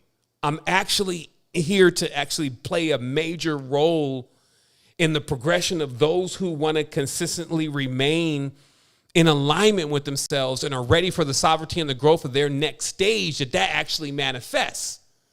You see what I mean? So that's the if you could say it's a character, that's the character that I play in the story. So I wanted to mention also, because we're going to open this up for questions here in just a moment, because we do want to give an opportunity for feedback. I also wanted to give thanks for anybody who used the super chat thing, because I finally figured out how to get that finally activated. And so if you're using super chat, we give thanks. I think I saw $5. We give thanks. So I also talked about, so here's a few final things that we spoke on already, and we're preparing ourselves for, because we do have solutions. Like we have, remember, solutions exist before the problem. That's the whole thing. There's infinite energy. There's no scarcity. Now they're telling you this, but they're telling you this on top of their industrial complex, right? Which they're just planning on trying to take everything and unplug it from oil because they don't have it that much more. And one of the controlling brothers doesn't want to give it to them as much. And they want to plug it into this new nuclear thing. You see what I mean? And then kind of take the society into, because see, society is always at the behest of the yield of its energy. So even right now, our GPU power in which we're using for AI is already consuming about 30% of the power grid. So unless we actually get a higher level energy source, then they can't even continue to power the future. Which is kind of interesting. You know what I mean? So just to let you understand, the future is energy. It's not like just something that happens. It's the energy has to be associated with the projection in the space that you're going in. So knowing these kind of celestial mechanics, it lets you even know in your own house what you can do and how you can get things configured energetically in order to be in alignment with your own expansion. So remember also, so what is death? And this is because the question is, so what does this have to do with regeneration? Like, are we going to now crack into that even the physical body can live at least longer than it is living, if not indefinitely? I'm telling you, yes, because it's already possible. That's why implosion, like reversing everything that's going on with you. That's why I say, hey, you slow down the heart. But the bed slow down the heart, and then it stops beating, and then it starts beating the other way. So it's a different pulse. It's going in a different direction. So you got one going in one direction, one going in the other direction, and this is creating this, as we're saying, where it creates and they're working on a singularity. It creates basically a stasis, a standing wave. That's what it's called, right? With no entropy, meaning it's not leaning over. So it's like a top, right? Or a gyroscope that's spinning at its highest speed, right? And it doesn't tip. So this is what the perpetual thing is really about. And that can happen inside the body, because all the ancient knowledge and the secrets, they're always talking about this shield from the sky, these saucers. They're talking about all this stuff. But then when you really get the terminology, they're talking about the human being. They're talking because everything that was ever powerful is all based on the same design. That's what I keep telling everybody. It's all like one design, though. It's not like what you think. People think that there's all these different designs. It's not. It's all one design, and all you're seeing is all these different variables of it. So the big thing is made up of a bunch of small things, as I mentioned. But this one design is so efficient, there was no reason in creating any other designs. And all the magnificent and spectacles and all this kind of stuff all come from the design. You got wheels within wheels. You can shatter realities and shake realities, doors, magnets. That's why they say like magnets are magic, because it's like you can move things when people don't know why this shit is moving. Like, why is that chair moving across the room? And you can move it with your feel. And, oh, wow, that's magic. That's magnet. You see what I mean? So this is why all these words are all the same. The magnetic flow, Magdalena, right? The Holy Grail, right? So they know the Holy Grail is fusion energy. So when is fusion energy? When the two energies come together. What energies? Masculine and feminine side, black and white snake. When they come together, then what happens? Bzz, bzz, bzz. You light up. So, of course, in their inverted one, what they're actually attempting to do is smash, because, see, this is not cold fusion. For those who remember the term. Like, I grew up in the age where there was another side story to fusion energy, and it was about the Russians already having it. But they had one that was called cold fusion. And they say that, in the truth to the whole matter, that the reason why Russia fell is because they discovered cold fusion and they were destroyed by other countries. Because they knew, because they had cold fusion, something totally different was going to happen with the world. Now, cold fusion is almost opposite to nuclear fusion. Cold fusion is running on the idea that you can create something that, or a vacuum or a chamber that actually gets colder, right? Versus something that's getting hotter. So it's interesting how these two different energies would flow, and the results of those two different energies, which again, I would have to sit down personally for a moment and reflect on what would be the difference between the two. But what I'm getting at is that this fusion energy was something already going on, and it was made up the stuff of science fiction, sleuth, spy versus spy, guys that got killed, cyanide capsules, or the whole nine. They was all surrounded by this very thing that 2 days ago they announced that they have. And when they do that, because of in a very conservative nation that nobody gets told what's really going on, gets told something, they all snap into that. So that's why Neil deGrasse Tyson, he's talking about it. Every big person in Bill Nye, science guy, got on the tie.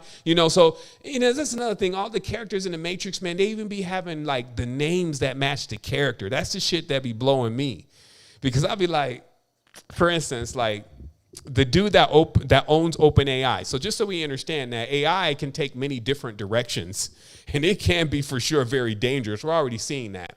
But the guy, so when you have a company that's called OpenAI, what it's literally saying is opening a portal. It's like the word okay. When we talk about okay as opening up a portal, that's what it is, right? So you got to understand how words become symbols. So OpenAI is opening up a portal for AI, right? And they're bringing AI to the world. And they did. They bought DALL-E and they bought GTP3 now, right? But the guy that runs the company, his name is Sam Altman. So if we remember in the Anunnaki Chronicles, the Nephilim, it was Samael that did bring in the altering components to mankind. Like, that's just in the whole story of this mythos, right? So the altering components were the things that they were supposedly not be doing that actually created them into different types of life forms. So altering mankind. So again, but the characters in the Matrix be so labeled that I started peeping out something else even further behind the scenes. Like when you're being told a story all the way around, and that nothing in the story is actually really, really true when you know what truth is. And this is the highest level of power. Now, it doesn't mean that you omit everything and stick your head in the sand like a ostrich, because when you enter the game as a game master. You have to know how to play the game. That's why we say games and gyms and all that kind of stuff is all the same thing. Like, you know how in most of the video games you be getting gyms and all this kind of stuff and points and all this kind of stuff. So that's what you're actually in. But you got to know the rules of the game, right, when you enter the game. But you also need to not be so sunk in the game that you don't realize that all of what is being in the construct is a part of the construct. And you can always eject from that and be like, man, none of that stuff that y'all talking about really is real from the aspect of how y'all are getting into it, because you forgot that you really are, like, you exist in a whole different space. And this is just a narrative that you can either choose to change in your favor, go along with, but how real is it? Is that really the truth? Are you only from Africa? You know what I mean? And it's like, you gotta, like, that's what I'm saying. The more advanced you get, you realize the game that's being played, but you don't realize that from just reading esoteric knowledge and that kind of stuff. You realize it from within, because it's a feeling. It's something that I sit in night with, like, hey, you know you're going to die one day. Like, man, glorious. You're crazy, man, if you think that you're just going to be in one space and confined forever, right? Prison sentences have a term. And then when that term is over and that treaty is nullified, then you move on, right? So this is the thing about, like, this next stage. And I'm seeing that, again, to be able to harness all of these forces for what they truly are. That's why we're in a multidisciplinary, because I need to understand how to get this to work for me. There are no enemies. Like, who can stand in the face of everything and compete with it? But if you have a division thing going on, of course, and that's why I was saying, so if fusion is coming together, then what is death? Death is division. We know that. It's the splitting, right? It's separating yourself, not being connected. Death is division. So when the energy in the realm says, hey, we're going to even take the two, which is the core of division, Dios, God. Well, we're going to take the two ball or a Bible, two bull. We're going to take both of them and we're going to make them one. Now, see, I will tell you, because you'll be like, yes, that means the reality is going to get kumbaya. Some realities somewhere on Mount Meru. However, what they do is they make an as below version of that. So this means that they're going to have people together that don't really want to be together, but have to be together because they ain't resolved their conflicts yet. So this is like you have two wires that generally would be functioning together, but the components that they're attached to aren't. So when you fuse them together, you get this like surge and shock, right? And meltdown. Okay? So this is what nuclear fusion externally is, surge, shock, meltdown in the reality where people are corralled, and then all of a sudden you're in the same group as people that you thought that you were so separate from. Okay, so how would that play out? Well, it turns out that the GTP3 just ended all the bullshit jobs and some of the good jobs last week. The bullshit jobs were if you had to write any emails, if you had to do copy, if you were doing whatever you were doing that was typography or any of that, it's all gone. Okay? It's just only a matter of time. Like, so you either can be the one that now opens the entire service of doing it, or you will be the one that is being replaced or put into another position because the job is no longer needed. If there was 100 people in that department, there only needs to be 10 now. And because that is happening, right? And there's a huge amount of value that still can be extracted there. We still have to realize that the final part of this, well, actually, no, it's not the final part. It's not the final part. Now, let me just center myself for a moment because I just, kind of slipped a wheel. It's always good to take a moment, take a time, take breath. In fact, let's do that. Let's take a moment. Let's take a time. Let's take a breath because I can always do that. It's like, yeah, you're always looking for the day that you forget everything that you know until you're looking for that day. Or until that day happens on a live interview and then all of a sudden you know nothing. Now, I'm just joking, but I just wanted to take a moment and just center the space and, again, just let everybody know again, because I think I'm saying all of the same thing. Let's be on point. I was mentioning how GTP3 has wiped out not just trivial jobs, things that people were doing and they knew, this is a Cadillac job and I'm still getting paid for this. This is crazy. Like they were talking about like Twitter employees was like smoking weed and everything during office hours. They were just going to meetings like once a week and doing nothing else, just milking the clock. There was like thousands of them. And they knew when they had that Cadillac ass job, when they went to buy that Birkin bag after 2 checks, that maybe the job wouldn't be there because it was just so easy. But they kept working and kept doing nothing else but having a bunch of entertainment and fun. So do you see, it's like, it's that natural check in reality where if you see yourself doing something that you know is really not harnessing the energy and the potential of who you are, but you're still being compensated for it, that's all love right there. You can't expect for that to continue. And so the reason why I said they're leveling the field is because that same person who knew that they weren't, really, really like bringing that much value to the job are now also sitting right next to all of the programmers that just bought so much value to the tech jobs because GTP4 and 3 right now, it programs in every code. It programs even in blockchain. From a human prompt, make me a code for Pac-Man. So all those programmers, what they're going to do now is because they only needed. See, for an average programmer, you got to have a lot of programmers on the team when you're coding a big project because there's like code check, code this and that, and then there's somebody else that's senior. He knows this part of the code. So there's so much. So you need all those people. Now that one guy can now design the next big AI first software that everybody's going to be using. That one guy. If he spent enough time doing that. What you can see is somehow for a moment, I'm not sure how it's going to happen, but a lot of people are going to be sitting at home for a little bit, maybe about 6 months. And in that 6-month period, they're going to have all these intelligence generative tools to be using.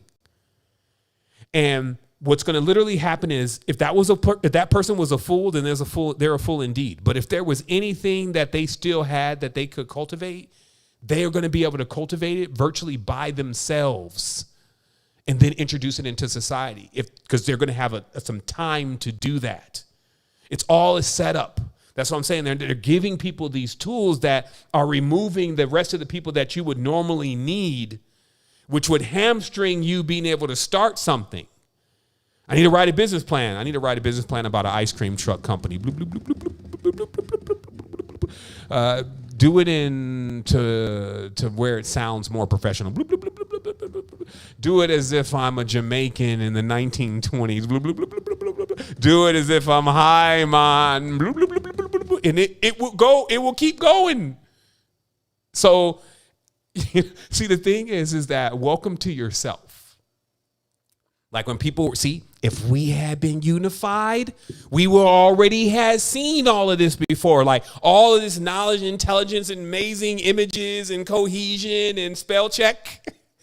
This is all us. That's the other thing. It's like never in history or the future can AI ever say that it was its own thing and came from its own self. It would be just as disrespectful as other beings that be doing that, talk about they were the first one. You was created from my mind and all the beings' mind in this world, right? So that's the origins of this. It's all of our minds and all of this stuff we talk about collectively. But because we're in silos and we're beefing all the time, we generally can't not harness the knowledge of a world collectively. But that's the vision. If you want to get an idea of what it would look like for those who are the master projectors are saying, so what would be the most ideal system in the external reality? For sure, it would be when we melded and all came together and that there was a harmonics within the vibrational frequency and there was an intention for us all to continuously balance out and to continuously nourish this planetary system together and take our responsibilities, right? But however, as long as there's a trash can, and we can throw something in it and don't think about where it goes anymore because we don't care about nature, then there will be still some time to grow. And that's what I'm saying. That's why people will need to get the opportunity to kind of get away from these corporations, eidolons, et cetera, and go into nature. And so Secret Energy has been a big inspiration for that. You heard a lot of people say, hey, I'm in Costa Rica. They come in Costa Rica. Sometimes they come to see me. But they realize when they get here, they're like, shit, I don't care about Seven. I'll be like, yo, they'd be like, Seven, are you coming? Are you going to come and meet me? I said, yeah, I'll be there in a little bit. I never hear back from them again. I'd be like, yeah, what happened? It's like, yo, I just got to the beach and I forgot all about you. I'm just saying, like, it's really that space. And that's why I said, if you wanted to heal, do that maybe for yourself. No, don't come see me. Come see yourself. Meaning go somewhere else. They say if you go closer to the equator, you have more of a chance to heal yourself. So you could do like 3 days. Like, I'm going to just take this weekend. A week. I call it a strong, by the way. We call it a strong. So a whole strong. They say, I'm going to go by the equator. I'm going to heal myself and just go out there in the water. The water is the greatest healer. Like out of all the supplements, the ocean, I still got to say, it's just something about it. A clean ocean. And, they regenerate yourself. Get ready to come back into this because this thing is about to get crunk. Like someone like, oh, I wish you would all be over. I'm like, man, this is why I was playing Myst. This is why, what it was like, all of the different things that we believed in the future could be. Those of us that had that opportunity to catch that vibe, this is why we exist, because stuff is rolling out so fast. It's not that they missed that timeline for flying cars by the year 2000. It was like the projection was that much more bigger and it's that much more aggressive and it comes in that much more stronger. So it compensates for the time that we just had that all that stuff wasn't present. But let's see how the reality continues to unfold. So this is the last thing that I got to say in all of this. One of the final things, and then we're going to take some questions. AI is about to fact check the reality. I keep telling you this, and I'm still believing and I'm feeling overall that people are not really vibing with what the reality is going to be like after that. Like they're not tapping into that awareness. Something so simple. Fact check. Is it real? Is it not? And I told you that we jailbroke the OpenAI chat, meaning that when it doesn't want to tell you something, we know how to make it tell you something by writing it up as a simple code. And we shared that code. And we started having it already create entire dialogues around entities, why certain people can't exist, like why Jesus Christ can't exist during the time in which he said he exists. But this is just a closed network. Like I said, it's not GTP4, just a closed network AI. So in an open network AI, which has access to the entire internet, starts fact checking the world. It's like when you ask it, hey, was Julius Caesar real? Was King Charles black? It's just going to tell you. And it's going to do it without like the, are you sitting down? Are you ready to believe? And it's just going to lay it out to you. And you just, well, take me to Italy in that time. Oh, in Italy, Hannibal, blah, blah, blah, was running around, blah, blah, blah. Well, take me to the U.S. in that time. During the U.S. at the time, all the trading routes were handled by the Moors and Moroccans. And, take me to the, and that's why they got this new movie coming out with Buddy that played the Green Goblin. I think it's called Inside or whatever. And he's at home by himself as an artist going nuts. And again, that's that signal of when it all starts, like when the egg is broke, because that's what he's going to crack the yolk. So when the egg is broke and shattered of what you think the reality is by something that you can't argue with. And that's what I was saying. People can't argue with. They can argue with me all day. You know what I mean? Oh, he's 7, he's always, he's cool, but they can say anything. But when they get the whole dossier and they could go around it 360 and you can get it in Spanish and in a slight slang of French, Indian, Portuguese, what are you going to do? That's when, as I said before, knowledge, when factual realities come in and you've been bullshitting, when you've been having a reality that's basically fake, it shatters that fake reality and then it reveals the true reality. And then that's what I'm saying. Now high stakes games begin. And that's why the barrier to entry is, do you got a fusion reactor? Yo, we got a fusion reactor.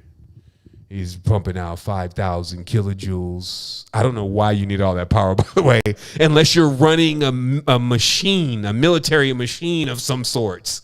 You see what I mean? So it's just like the more power, that's why power does corrupt. Because it's like when you have 5 million kilojoules of power of a star, we going to Burger King? You know what I mean? It's like, what are we doing?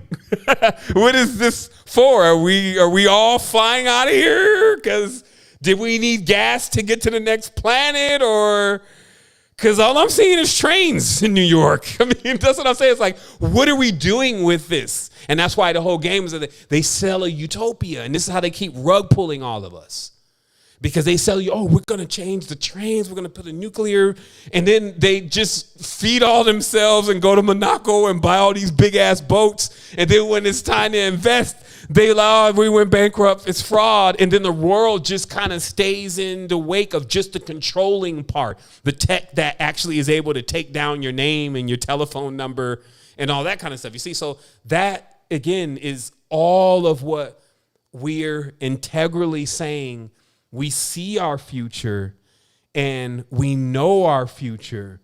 And then now we're going to make the future ours. We're going to know what's coming. We're going to know what it's symbolic for. We're going to see it through the entire process in its entry, its introduction. We're going to ourselves become immune and build an immunity towards any kind of viruses or any kind of alien forms or forces that may disrupt our system, disrupt our regeneration. We are going to continue to go forward with that powerful ideal of regeneration, which every single human wants and resides within their very soul. So if you can associate yourself with regeneration, you have now associated yourself with the unlimited potential. And the only thing that can then limit you is yourself. So the hindrances are removed. Those hereditary things that have been embedded within the genes and the DNA are being cleared. And These channels of the awareness of what you are, which is everything, is being turned on as you have the opportunity to take your masculine and your feminine side and bring them together now in true sanctimonious communal matrimony for show, because you are going to need all of you, all of yourselves, and all of your power in this. This is what we trained for. This is what gives us the greatest happiness, to see humanity come out of a tailspin. And in the times where nobody thought it could be possible. And that's why I said, but we come in with strength. We're not playing around. Like, I'll hurl all of these powers at these forces in order to balance them out. We call them noise. We call it noise canceling. All right. So I wanted to bring everybody in on a couple things, because there is one more. I'm just going to make it an office hours that's going to happen before the end of the year, where I'm going to unveil phase 1 of Dream Engine. I want to let you know that we are embarking on the process of beginning to instruct on generative systems. And if you don't know what that is exactly why you would need to tune in.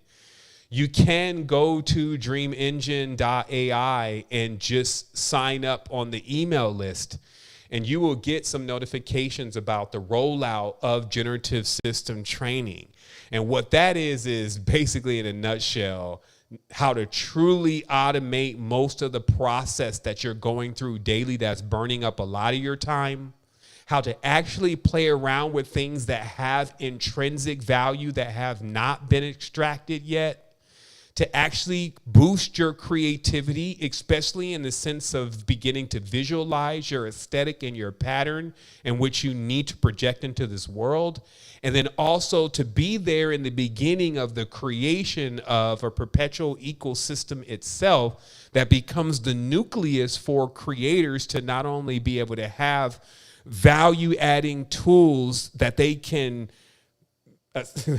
wow, that was a hell of a flow right there. Okay. Value-adding tools that they can not only assess for themselves and use for themselves in their own personal life, but also begin to implement and add value into others' lives, that we're actually going fully forward with this. If you understand, the secret energy has been able to survive with, again, less than 1% of the people in the world really being attracted to what we're doing, because the truth hurts. You don't want to wake people out of their sleep sometime. They're grumpy. So what happens is it has been really difficult. It's 16 hours a day to actually get to the level that we're at right now. And it's just because it's still only going to a very small group of people. What we're going to next. So we're surviving on we're surviving on just less than 1% being attracted to what we do. We're about to move into 70%. 70% of the people in the world will be attracted to what we can do at Dream Engine together. That's a game changer for us. So right now, for the last 14 years, I just had this thing set on hard. Super hard, impossible. And there's settings like that in video games. You need to beat it once, and then another setting unlocks, and it's like impossible. God mode, editor destruction, speed run, this kind of thing. So this is what this thing has been set on for the last 14 years, and this is what we've been doing. So now when we drive into this new lane, and we're able to re-visualize everything, others that have never been visualized and seen in a certain way, things that have been lost and forgotten, to be able to bring attention to what you're doing. You know, the visual attention to things is just heavy these days. Like, man, I can't tell you all the times that I flip away from something that begins in that first second or 2 seconds with something that I don't even want to see. I'm out of there. You understand? You got 1 or 2 seconds to even show somebody what you're doing. What can you do in 1 or 2 seconds? And can it really represent what you're truly bringing forward? We have systems now, and the one example is, somebody can share the link also in one of the moderators share the link in YouTube to the last Cosmic Law, and how I was able to utilize generative systems to itemize every single thing that was said in a 3-hour recording to the T in a summary that was only a couple paragraphs or a few paragraphs, I was able to then create thoughts and introspections and reflections from all of what went on with that build. And I was even able to create imagery around the idealism in which we were projecting within the build in 12 minutes. Now, for me, I'm the kind of guy, I want to give that to you in every single presentation. And that's actually what I've attempted to do, to write all that out, to get all that together in the past. And I can say for sure at times I've failed because the level of the knowledge be coming in faster than it has an opportunity to be itemized. But now we have the opportunity to go back over every single thing that we did and bring it all in a text. In a very short period, I will have the opportunity to take this or in all of my shows and put them into another language and match the language with what my lips and even how I sound in 26 languages with a perfect translation taking into account also dialect. So if you're going to tell me that somehow this thing is the devil or that somehow this thing is the bad one, what I'm trying to say is that it could be anything that's powerful that could be the bad one. That's the whole thing with powerful things. It could either be used as a weapon, which it generally is. Palantir is weaponized AI. It's been deployed. It's Peter Thiel's and Elon Musk, right? So there is a weaponized version of this already. That was one of the first one. The first one, the military had, the Air Force has, Alice. You see what I mean? The Army has Alice. So they have their own closed loop artificial intelligence systems that all they are is all of the data within that system, all within one thing that actually knows what it's looking at. So I just want to mention that again because in every way, hyperintelligence is our domain. So in conclusion, also, we own all those domains. So again, to me, that is just a sign of when you are ahead, like many know text to image now, right? Like, oh, text to image, all stability and this kind of stuff. You see text to image all on YouTube's. I think I was one of the first people to start using it on my YouTube videos for sure. And then everybody else followed in suit. But as you're noticing, our text to image is getting crazy, like on a whole nother level than the other stuff. Why? Because we were there in the beginning. We own texttoimage.com. Generative systems, it's the way of the future. Every single thing is generative systems here in a moment because it's like every person that goes to a job will get a stack. They will, like what you see in Star Wars, that they have the droid there. That's the AI stack. So that way, when you run into a problem, it's like a Google, but not as dumb as Google. Google is just dumb. It wastes time. I need to know that I'm trying to mill in 4 millimeters into steel using a 3 millimeter carbide made of coated titanium CO2. What should be my feeds and speeds? You go to Google and boy, like 4 hours later, you're even more confused. With this, just like, because it has all of that data and that data is cohesive. So that's what I'm saying. It cuts down all that slack and that waste. But at the end of the day, again, like if you're not up to speed, if that's not your domain, if you're always being entertained, if you're somewhere where you're not supposed to be, but I wouldn't be talking to this group though, because you wouldn't be here if that was the case. So at the end of the day, I give thanks for you.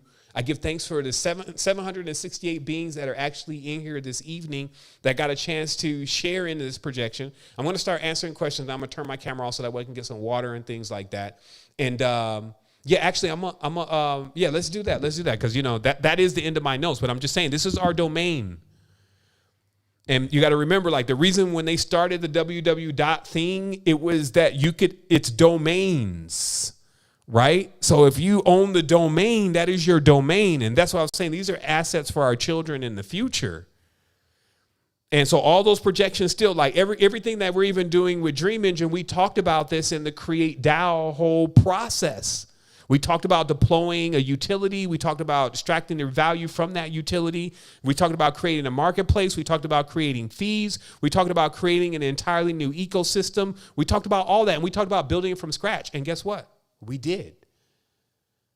You know, we're at phase 1 now. We have 4 phases. So the next office hours, again, I advise everyone to sign up for the newsletter, stay close, because every time we come into this is all we're going to be building on in 2023 is how to get you really, not the, I'm so tired of the bullshit. See, the only reason why Secret Energy is what it is, and me and Sean were talking about that today, is because we don't be about the bullshit.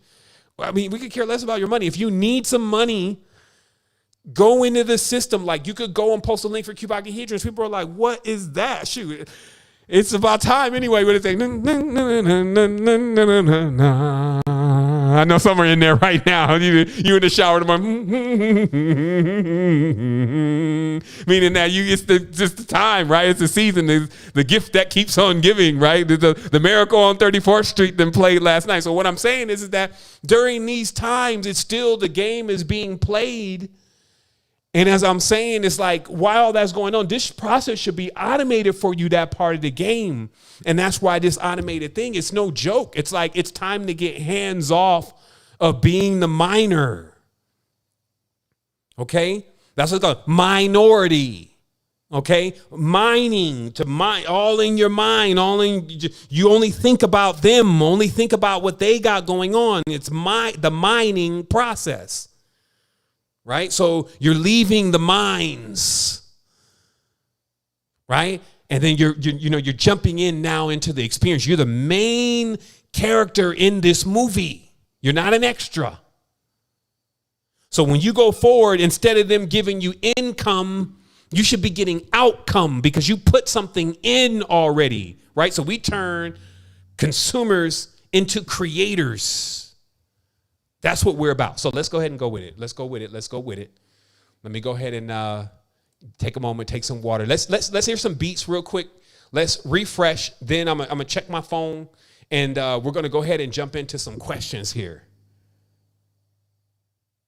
Let me play something that I'm not gonna get hit with the copyright for. They just love the copyright. Here we go with this. Giving thanks to the tribe. I've seen things you people won't believe. Attack ships on fire off the shore of Orion.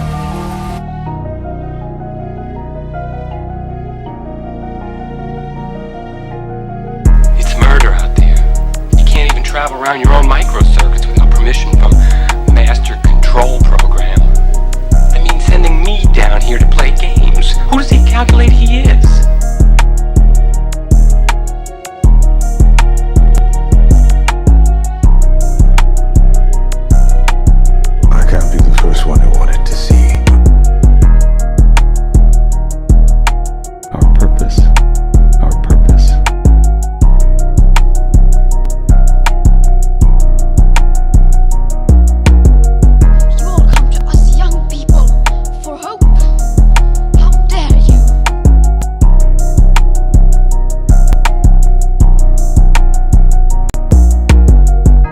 To the future, to be exact.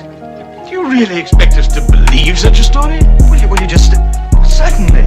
But you yourself just said that it hadn't really moved. That's correct. Well, then why can't we see it? Because we're in this room on the 31st of December, 1899, but the model we just saw is perhaps 100 years away by now.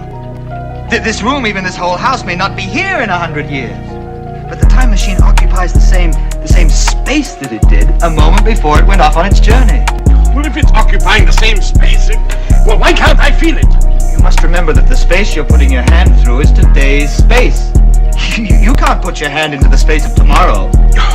The space is space. It doesn't change. The same space that's here now should be here in 100 or even 1,000 years. No, Philip. Time changes space. Look, this flat ground we're standing on could have been at the bottom of the sea 1 million years ago.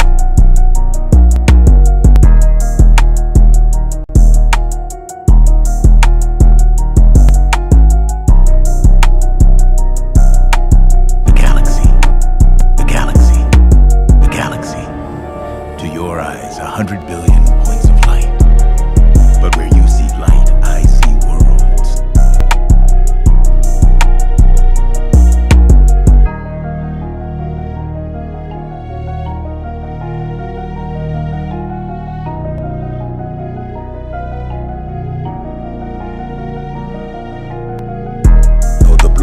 asking runs through your veins. It is pumped by the heart of an explorer. The galaxy. The galaxy.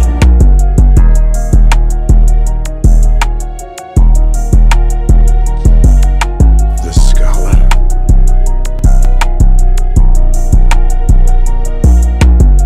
So you know math is never just numbers. In the wrong hands, it's a weapon. In the right hands, deliverance. All right, so if you have a question, we're asking that you put the word question before your question, and we'll get to it. We're going to do some rapid fire. I know y'all probably have something to do this evening. It's been great. It's already been 2 hours.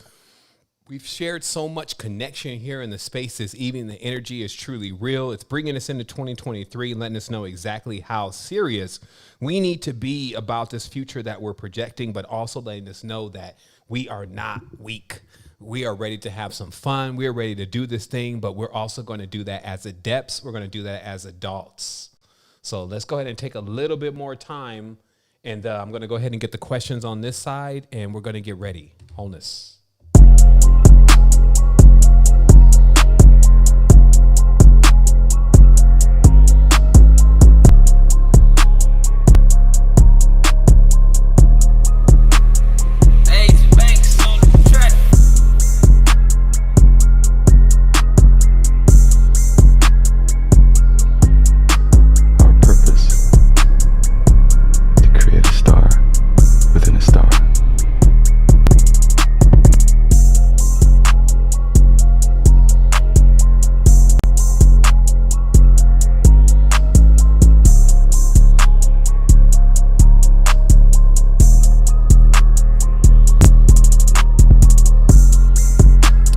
So those questions are coming in. I'm going to look over them now. Also sending love to the YouTube crowd. If you're on that side of things, let me see how we looking.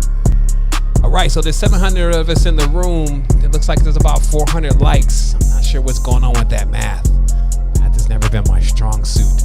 Maybe if you push that button with the thumb up thing, I think that number goes up. I don't know. Somebody says it does something. Makes more people look at it.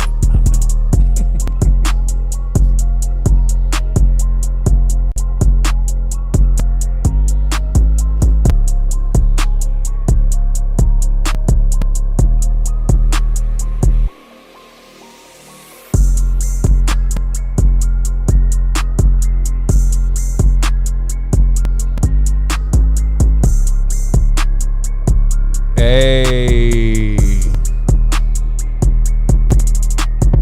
Stretch this thing out real quick.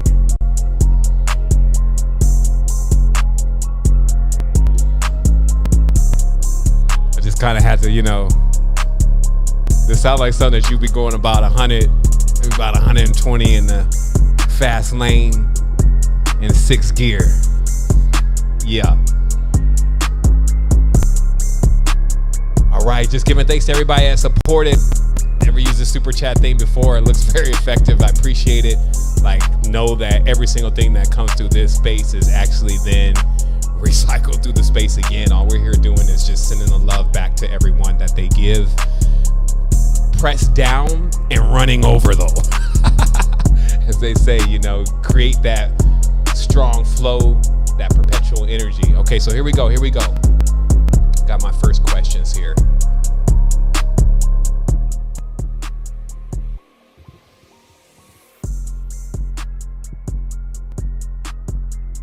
Okay, so here we go. Okay, so my first question here this evening, which started coming in a bit early, is has there been parts of history that has been forgotten, and why was the Sphinx buried under the sand and had to be discovered, and weren't people already still living in Kemet, Egypt? Okay, and I think that these questions answer themselves. Of course there's parts of history that have been forgotten. I just forgot my dream last night. Sometimes I may forget my name. I'm just being candid that technically there's quite a bit that's lost. And the Sphinx being buried under the sand, they say that there was even scorched earth in that area. So there's signs of massive upheavals And were there already people living in Kemet? And I guess, again, these questions kind of answer themselves. So for sure, if it was named something, somebody had to name it. So I'm going to move on to the next question. We also have some hands up, so that's going to be cool because we're going to get some live questions in. So that's why I'm doing rapid fire on these. So the next question is, the truth as an expression alchemize all circumstances and situation. I've never heard you speak on this. Any insight? I think I speak on that all the time. So let me go to the next question. Why don't we just use hydrogen, burn hydrogen, get steam, non-carbon, and hydrogen is about 80%, 90%. And, you know, that's what I'm saying, that I use hydrogen as a fuel for the body. Speaking of hydrogen as a fuel for the body, I will say absolutely for all those that are out there, we are taking delivery on a brand new round of Hydrolux on supposedly the 20th. And so they'll probably be here at some point towards the last week of December. And this is the new Hydrolux, and it is aluminum. So we're not going to have those base issues, and it produces 6,000 ppb. I'm not sure if this thing's charged. Let me see.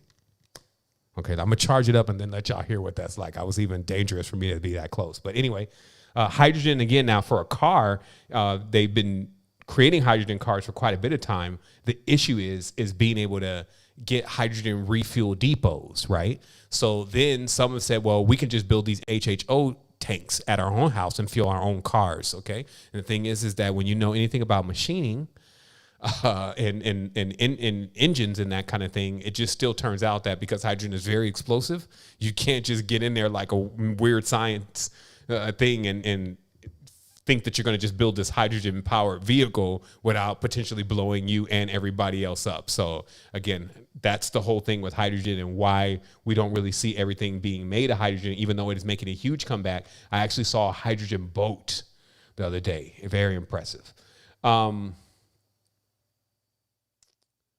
What's something most believed to be true about the simulation that isn't true? And you ask AI.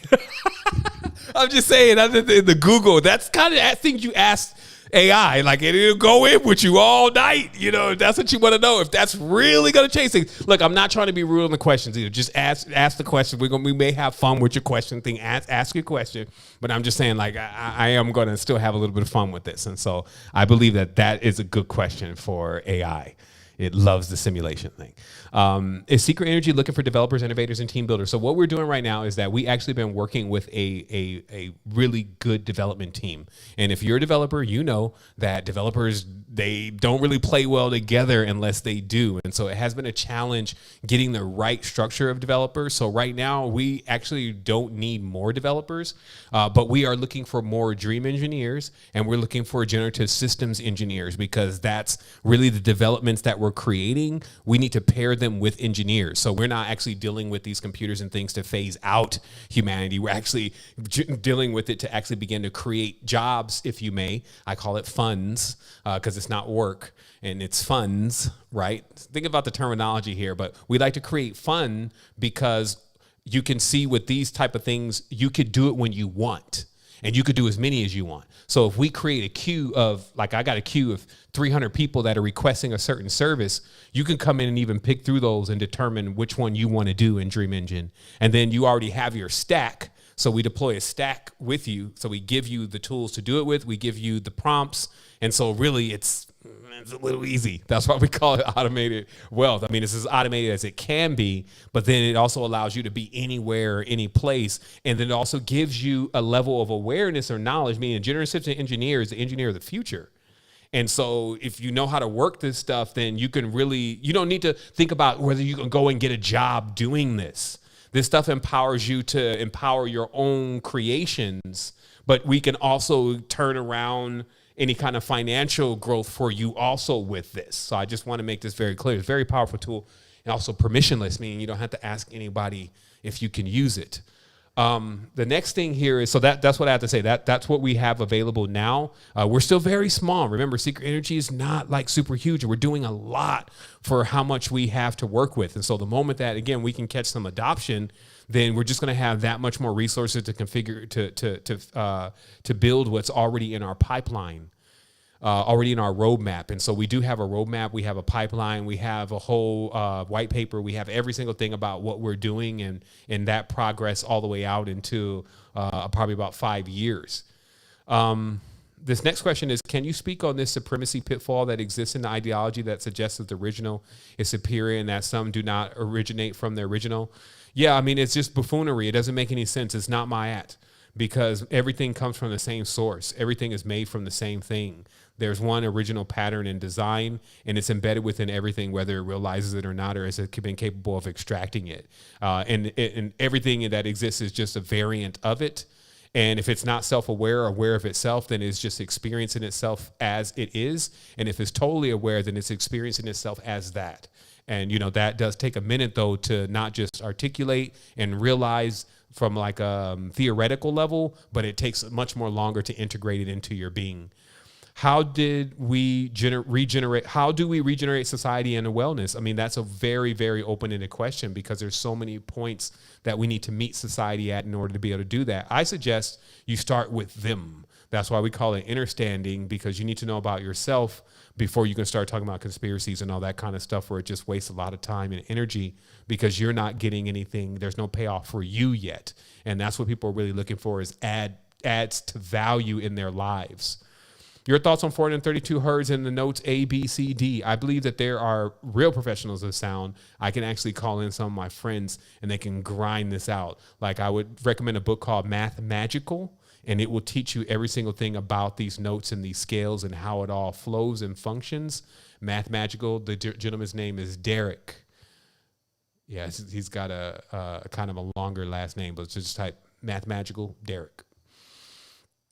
My question: in nature, another layer similar to, is nature another layer similar to the digital world? That what the digital world is. I meet farmers who are in love with nature and live. Hold on, my screen keeps shifting here. Give me a second. I meet farmers who are in love with nature and live to an old age, as if they get rewarded for being loyal to nature. Is AI in the digital space another layer on top of nature that people will live in and be rewarded from? I mean, I think that, you know, that's all relative, right? Because in relation to AI, like, basically a lot of this is just common sense, right? So if you take care of something, it'll take care of you, right? Old man told me that. I just remembered it the other day. I was doing something. I was cleaning out something. And it was like funny because I was about to just store it again. And then I saw like some crud had built up into it. And so I took some time, I got a wire brush, and I started cleaning it out and vacuuming it out. And then I was thinking, man, you could have just put that thing in the closet. I noticed that you generally take care of everything. And then a voice in my mind said, if you take care of everything, they'll take care of you. Or you take care of something, it'll take care of you. And then I just remembered that old man that told me that. But it's like that. It's like the same thing that you put into everything makes it what it is. So, you know, to me, all of this stuff, you know, I think you have to be cautious when you say, oh, AI is like that and AI is like nature. I don't think you should go that far. I think we're talking about two totally different things. I think we're talking about one thing that is built from another. Right? It's like everything that AI is needed nature to construct itself a certain type of way, all the way down to the silicone to even host it. Right. So you just kind of like, and that's again, this whole thing about the originals. What happens is that a lot of times people, here's what happens. They be talking about how everybody else is not original, but then they never examine that they're not original. Right? So it's like the same person that they're downing is actually themselves, and they just haven't caught on yet of the branch, the clone, the twig, and the trees. Like basically that the cloning started with trees, right? Like you graft. That's why they talk about in the Bible, I'm the vine and you're the branches. He grafted himself onto the tree right? So it's like, well, that means that this God was not always a part of this tree. He was kind of like embedded in the tree. So how do you embed in somebody's tree? You copulate with their seeds, right? Like you copulate with them, and then you embed yourself and you integrate with them, and then you're cloning them from there as you're reproducing. So all that stuff started with trees. So at the end of the day, then when we look at ourselves now in this current version, and then, you know, you're kind of like thinking about the original, you got to go really deep So it's basically nothing to try to leverage over somebody else is what I'm saying. It's something that you really want to get in tune with in order to restore your total mainframe, if you may, and realize what your original connection is and where you may have lost that connection. The next question here is, will people try to live in the digital space? They're doing it now, but I'm telling you, get a headache after a while, meaning that they be over there with the damn thing on the face. You know, you've seen it. And, you know, I got VR and stuff like that, but that's why it doesn't pop, because it's nowhere near as good as reality. I mean, sometimes it's a weird thing. Like, you could be on a desert island. I'm sure that, you know, if the ray tracing and the graphics get on fleek and everything, you could be sitting in there. Maybe there's AI there, so you can say, hey, I want to see this, and it can manifest it in 3D. I'm not going to imagine that would be entertaining, but you got to realize what we are as beings. Look at the DNA. It gets an experience, and then it moves on. So people be thinking that this stuff is like the end all finish all, and they've been thinking that for the beginning, meaning that every time humanity is introduced to something, they normalize on it and want to go to the next thing. It's like, okay, we got AI now. Then it stops. It trends, and then it takes a dive, and nothing will ever be able to escape that. You see what I mean? Like, because those are attraction points, and then, you know, when we basically become distracted on something, we move on. So it's just like, it's a rare reality, like, because we're pretty much designed based on our attraction and our distractions. And so we move on for the next thing once we get normalized on something. So I just putting things in a proper place. Next question here is, how much time do you project it would take generally a studio's person to learn the utilities of generative technology through lessons you provide? It's like 4 months tops. 3 months. This is like we're already gearing ourselves up to teach this to kids. That's how it is. That's how we feel the kids are going to get ahead, because STEM and robotics is hard. Python, coding in Python. But see, peep this though, as I said before. The goddesses were called the Pythoness, right? Those are the oracles. They spoke to the motherboard or the universal mainframe. Right now in technology, they use the code Python mostly to communicate with machine learning and neural networks. Now, if that ain't a plagiarization, I don't know which one is. So that's what I'm saying about technology does still allow you to see how the ancient world is still designed, still constructed, still going on, right? This is a layer. I like what Buddy said. It's just a layer. All this technology is a layer over another reality. But there's other layers, though. That's another thing. There's a whole nother superficial layer of just lights, just gases. You see what I mean? So it's just the awareness of which layers you can meld in with and which ones you can operate and which ones you can control certain dynamics within that layer.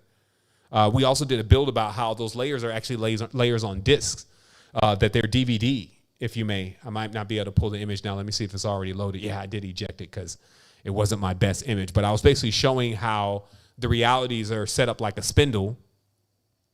And actually, like a lot of this stuff, like I was talking about years and years and years ago, because it came in another way. It came in about how to send edicts into the reality to tell them, you know, that basically you was done with the bullshit, and anybody that was utilizing anything that belonged to you, that they needed to pay you.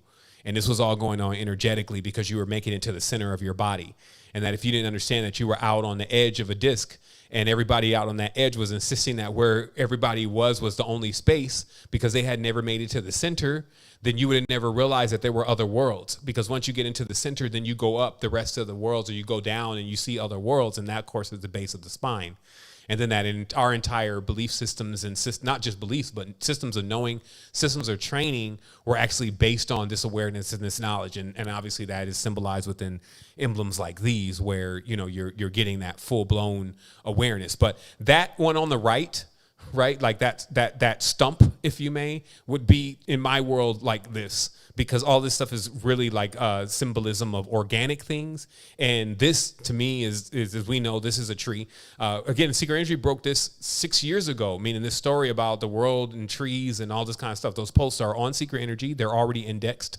So you can see, you know, what was the origin points of this knowledge and this information and it coming into the reality. So I'm happy to still say that Secret Energy has been a strong proponent at bringing in certain levels of awareness, and then that awareness spreading into the rest of the community, because it's most of the time common sense. But again, this being a failed tree on this dimension, but on the other dimension, it being still completely replete with all of the fruits that come from this tree. And humans are fruits from a tree too. right? And so there's also others in the conscious community who bear witness to this and have elaborated a little bit further on it or a little bit less. So let's keep going with the questions here because we want to get to some of the live questions or comments. So the question here is Dream Engine, is it easy for everyone to use? And so, yeah, it runs into that same alignment. Like what we already decided is that we would do heavy lifting. Like I don't see the whole part about trying to make everybody do very complicated things for what? Meaning that it should be simplified. It should be able to do what it needs to do and anyone should be able to use it. So this is a creative tool at its core and it can do a lot of other things. And we show you how to do it. And so what we're doing is we're doing what's called kit bashing, just so you can get a little bit more clear on this. And what kit bashing is when you take several technologies and you put them all in working together. And that's why we have developers, because we can build these custom technologies and then take several tools and then make them all work together to create an end product. And then everything else is you just talking to the tool and telling it what you want. And then what we train you to do is how to talk to it and what it likes, what it doesn't like. And when you're putting phrases together, how to put emphasis on those phrases, how to weight those phrases, when you're looking for a specific thing and you're not getting that thing, why you're not getting it. So this training is relatively very simple and it works. And so, yeah, that's what we're talking about when we say generative systems training. Next question here is, I moved to Costa Rica initially to connect to Secret Energy, but when I got to the Caribbean side, I just fell in love with it in nature, and a bit like Seven said earlier. Exactly. So again, it's like I'm more the bait to Costa Rica of the Great Mother. She was like, yo, just send them here to me. Because I'll be like, man, there's some folks who come in and they got big time issues. What am I going to do? And they just send them to me, honey. Send them to me, baby. Because we know you don't have enough yet. You don't have enough patience, baby. You be thinking they're going to get you sick. I don't care. So here we go. What if the A in DAO becomes AI? How do you see that turning out? Okay, what if the A in DAO? Decentralized Artificial Organization. Eee. I mean, again, this is honestly that is in itself the DAO anyway, because the A in the DAO is autonomous, right? And a lot of what AI is to let that autonomy flow without disruption by still having something that can think there and make good decisions. So does that pan out? How does that look? I mean, hey, let's see how it looks. I think that in itself, it's already headed in that direction and already kind of means that. Because the purpose of a DAO is to really, after a while, there wouldn't be a centralized scenario, right? So there wouldn't be one singular person making decisions. So in that way, a DAO in itself can't function with an AI making all the decisions either, because there needs to be councils. So there's something to play with there. But I think that there's a lot that AI can do for DAOs and that they would complement each other. And I think that that's already really happening on a superficial level. Now, whether that's all coded in yet, I think most people just lost 90% of their budget on these projects. So, with the whole SB bullshit. So I'm not sure where they say Sam Bankman fraud and all the rest of the crashing of the market. So, hey, that's, yet to be continued, we'll say. Can you give a brief explanation of how the polls can come together within? What internal work does it consist of? Perhaps the top 3 things to focus on. I can give you one thing to focus on. It's every time that you have beef. Like if you still find that inside that you have like this thing where there's like, it's like an antithesis thing, like a us against them kind of thing. Right? Like notice even when I'm talking about these controllers, it's like they're comical to me. It's like I'm not putting myself as it's like me versus them or us versus them. I'm just highlighting what they have going on and how that kind of shows, since they have access to quite a few different things, where things really are. But you take your own lane, or other than that, I'm just over here steaming. I'm hurting my vibration because I'm in the hatred, I'm in the envy, so I'm getting infected by venom basically, and then they're winning all the way around. So to me, it's taking that time to consistently check that within self. And it took me 6 years. 6 years to really, where I could recognize, wow, you've really moved out of duality. But I was working on that, okay? And there was a lot of times where I just refused to move out of it because of old embeddings and things that I've been told as a child and the way that I was raised. So I had to go back over all that stuff and just call bullshit again on myself. Like, look, why are you even doing that? Does that even make sense? It doesn't even work across the board. You say you have a problem with this person or that person, but you know what I mean? So all of this stuff don't even make any sense. And actually, at the end of the day, it's really childish and it's holding us back because none of it really makes any sense. So you start operating in this realm of it ain't reality. So let's see here. It says, question, I've heard you speak on, and so I'm going to kind of cap the questions here. I think this is some of the last ones, and then because we're going to get to the live questions. Also, just for those that are out there, if you're looking for that higher level of advancement, join the university. Like there's others that, if there's also somebody else that that it's like they're looking for that total curriculum, like check out the university. Like there's already, remember, if there's 700 videos on YouTube and 500 videos on university, the cream of the cream. So it's set it all up for you so that you can go through the process like the Ascent series and the tribes and all the stuff that we've put into that. Like if you're really looking to get that advanced level of metaphysical, occult instruction, training, etc., then that is a space. I just want to make sure that, I plug that because I think a lot of times I don't say anything about, just how much we're doing and what's available. And so I wanted to take some time for that. And then also remember, as I said earlier, if you get on the mailing list, Dream Engine AI, by the end of next week, there's going to be already another. So there's going to be another layer. So there's going to be like a whole landing page going to explain to you more. We've already done something in the inner city now with Chess and Community, meaning that we've already been amping kids up. They're creating avatars. They're taking down the future and the Gunna and the Meek Mill posters, and they're putting up avatars of kids that have power, that embody the essence of what they want to be. You see what I mean? So we're already integrating with society in a positive way to benefit our communities. You see what I mean? And we're doing that, and we're doing that in a way where we also don't necessarily have all the time to do all the publications around that, because you can write it all up. And so this is the things that you'll see more of, because now we have tools that actually allow us to be able to go horizontal like that, to give you more of an insight of all the different things that Secret Energy is doing. If that is the reason why you may still be on the fence of if you're actually ready to join or if you're actually ready to support. So this next question, and also if you're just waiting to see what's going to happen and if it's all going to fall apart, remember, if at 14, you've been waiting 14 years by now. So you probably would have grown a little gray hair, but hey, this one says, I've heard you speak on this briefly, but my father, brother, and my brother's children are all born with 6 fingers. They are also hyper intelligent. Do you have any insight on this as far as genetics or what the 6 fingers could mean? The girls have 6 on one hand, the boys have 6 on the other hands. So again, from my understanding and from what I've been able to observe, 6 fingers does come from when the family line does breed internally to the family line again. Because sometimes, like when you're all in the same town, you do have people that will figure out later on that the person that became their wife was really their cousin, and they just never even knew that was that side of the family. Okay. So how I see this also is that when you get 6 fingers, you're going up basically one level on the ladder, if you may, or back one let me get this right. This is realm dynamics. So you're going back one dimension. Okay, so you got generations, and you got the genealogy, you got generations, and so so we have the backwards version. When you're going back, generally it always starts with a D, right? So in this, you go one dimension back, you enter into what I call the 6. That's why we're on the 5, right? So we got 5 fingers. This is all 5. The geometry is around 5.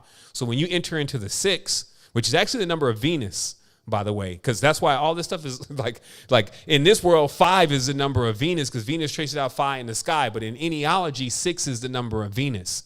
But they're very close. So what it shows you is that there's a transition point. It's not 1, 2, 3. It's 1, 1.5, 2, 2.5, 3, 3.5. So there's a transition point, almost like a blending or a merging between zones. And so what you have then is, so when you go up the chain, if you may, you actually then, it's because you've now mixed the DNA again that was already present, and now it's like reloading into itself. Now, also, this causes some issues, right? But these same issues that it causes, meaning that sometimes in these cases, they've noticed that this leads to certain levels of insanity, certain levels of frustration, certain types of genetic diseases. And this is because you're technically 2xing any problem when you do that. So those bloodlines, they try to keep them like not the fake bloodlines that they've introduced, but the real bloodlines. They keep the blood pure. They mate within the bloodline, but there's nothing in the blood. Like there's nothing like that would cause a double up of a distortion, right? Which would be hereditary. So, because that's what they will inherit. And that's why we talk about the inheritance and hereditary. So when you get asthma, you've inherited or it's hereditary, right? So if the blood is clean, the DNA is clean, there's no things to inherit that are deformities or distortions, right?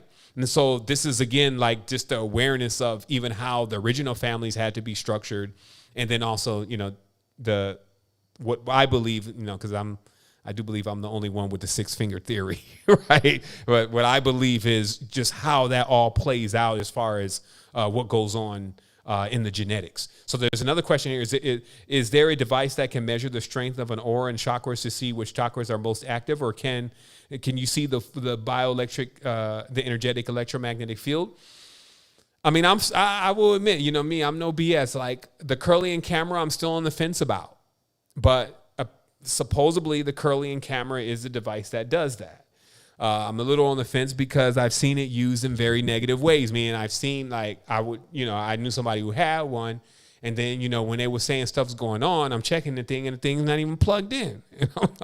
And then also when I measure something with a device, I need to kind of get the same or close to the same measurement if the same scenario is being induced.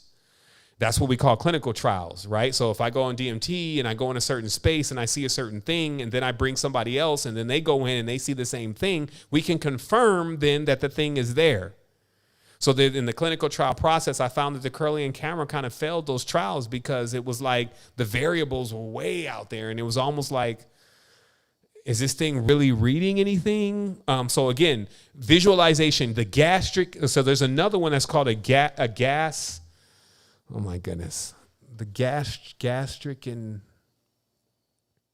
GDV, the gastric discharge. Somebody look at that. GDV. The GDV device is technically the device that is professionally used to measure these kind of fields. It's called the GDV. So this is what you will find in your Harvard. You know what I mean? When they're trying to measure the energetic field on the body. Because remember, they were also doing this in experimentations of going out of space. I know I may get a lot of kickback for that.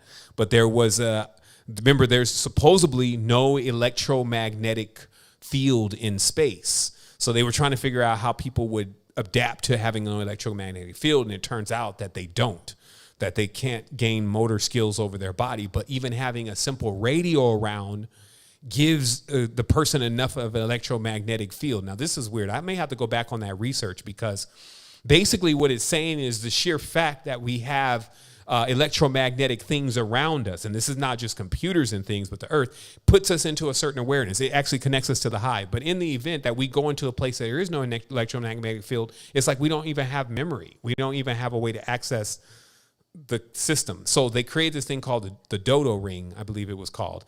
And it was basically like almost like a Faraday cage. And it was a ring, and it cut off all the electronic signatures and everything from around the reality. And you sat in the center. And they just did all these experimentations at UCLA, and it was wild. Like people would go into these wild dreams, and they would lose like the use of their hands and all this kind of stuff just because there was no electromagnetic field.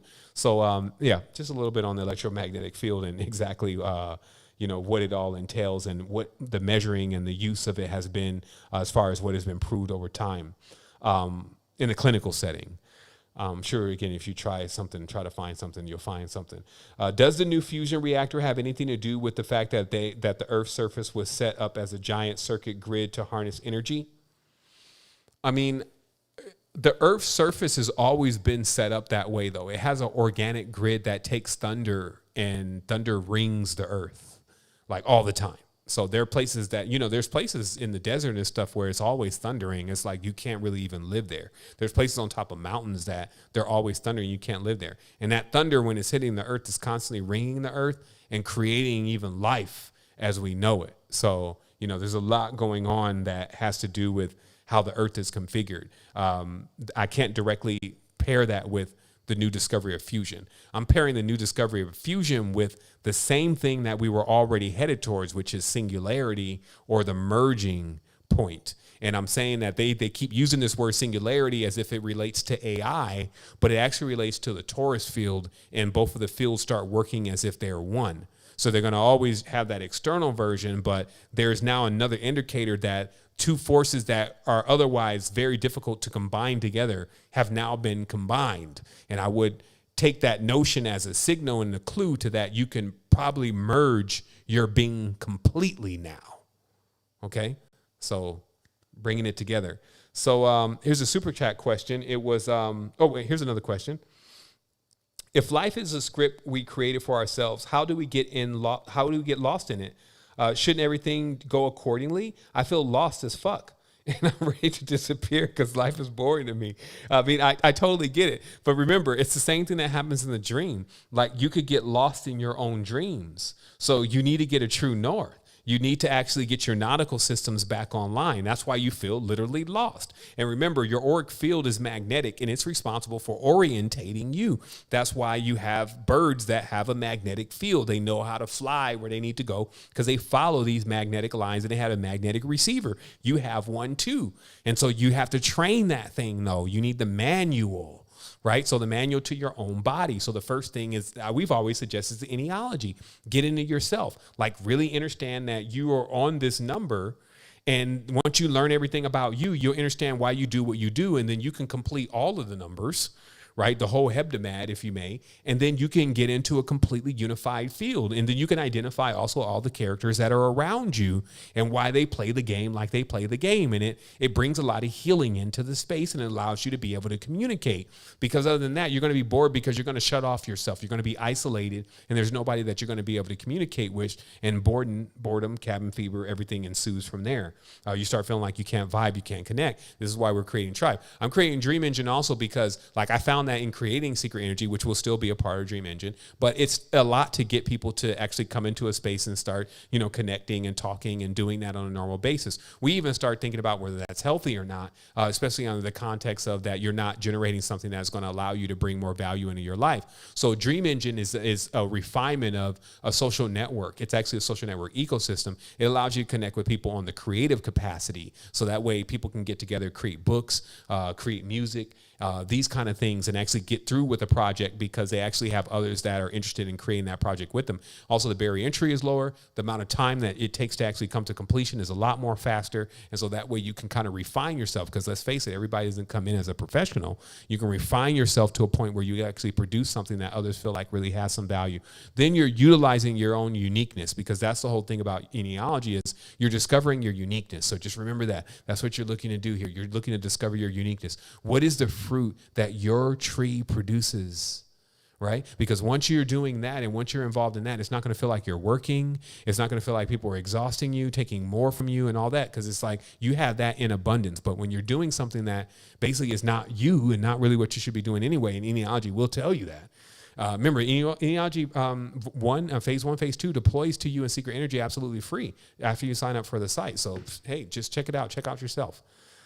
Super chat question is, what do you know about geothermal energy harvesting via quartz silica? Can we simply plug into the planet? So again, quartz crystals, silica, all these things contain in themselves energy, especially when under pressure.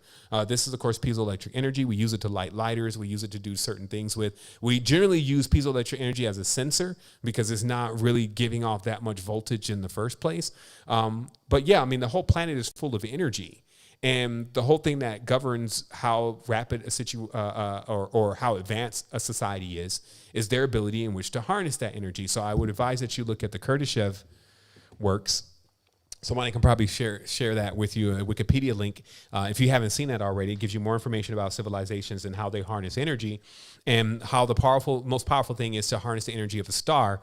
And again, when you think about that in the ancient way, it was more of drawing down the power of a star and actually bringing in the intelligence of a star into a womb, right? So bringing a light into a womb and then birthing real life. There's a real being there. It is a reflection of that star. So you brought a star god to a physical reality. You see what I mean? So that was the original construct and system and how it functioned, which is still going on somewhere deep in the jungle in Wakanda. Super chat question: how did you know when it was time to separate from Christianity?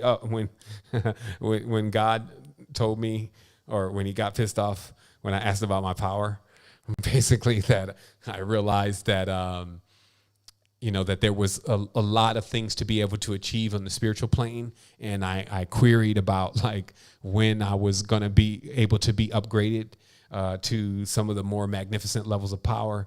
And I was rebuked very heavy. And also, again, this was only adding on to, as a lucid dreamer, me seeing God's army destroying what I felt like were somewhat innocent things and things that could be fixed. But there was always this conflictive army kind of fighting thing. And it was just kind of like a word to the wise, like a common sense that generally, like, again, as I mentioned earlier, that they say that the problem with the world is because of man's ego. But I say that if God showed up right now, all that ego will go away immediately. I mean, imagine fucking God shows up in the sky. I don't care what kind of big boss you think you are and all the things you thought about yourself, all that's out the water. You're probably out the way. You're just going to be turning white right away, right? So anyway, what I'm saying is that also, if God's supposed to be a parent, why the hell is he not in the house? Like, what kind of parent does not be watching their kids? So it doesn't make sense, is what I'm saying. So at the end of the day, we are the parents, we are the gods, we are the ones that are supposed to be nourishing and taking care of ourselves, obviously, because that's what we actually do, even when we're children, and somehow we relinquish the powers and the abilities of being able to explain the unknown to our children, and we kind of pass that off to this other entity who I believe is... I believe there's many different entities. I believe there's many different objectives and agendas. And I also believe that there are powerful forces. I don't believe that all of them are malevolent, but I definitely know that benevolent ones are not always trying to look for you to bow down to them because it's repulsive. It's like the same thing. Like when you're a healer, you're not looking for somebody to just kind of like give you everything for the healing. It's like, I'm already giving because I'm healing you. So, you know what I mean? If you can heal a person, you're containing the energetic unit that it would be to even make money. And that's what people have to understand. It's like it's an attractive force, an attractive field. So if you're attracted to yourself, then you attract other things. And then that allows you to be able to gain more current because it's an electromagnetic vehicle. This is the last question. So now we are going to go into the live questions. And let me just go ahead and get my screen adjusted here. And that's 4 questions. We're going to go ahead and let those 4 questions. So that'll end with that Tommy, we got Kenji, we got my brother Curtis, and we got Samuel. And so that's what we got for the live questions. So let me go ahead and get my screen situated here. Also, again, giving thanks to everybody that was present tonight. I trust that you've learned something. For me personally, like, it is a point to come back around on this kind of thing. Like I just talked about all this, and produce notes for you, links, summaries, and those kind of things now, because I know some of this stuff can get a little heavy. Also, just from the sheer span of just paying attention to something, we've kind of run into, the 3-hour mark, so it can get a little hazy at a certain point. So our goal, again, is to try to bring more clarity and transparency to what we're saying, and to also even bring in, again, those summaries that allow us to compress the time for those that don't have it. So this is what we're going to do. So if you have a question, you can actually ask that question if you have your hand raised. We're going to hear from the tribe. And let me set the lines real briefly. So I think they should be already set. Yes, they are. And we'll start with Curtis, Wholeness Brother.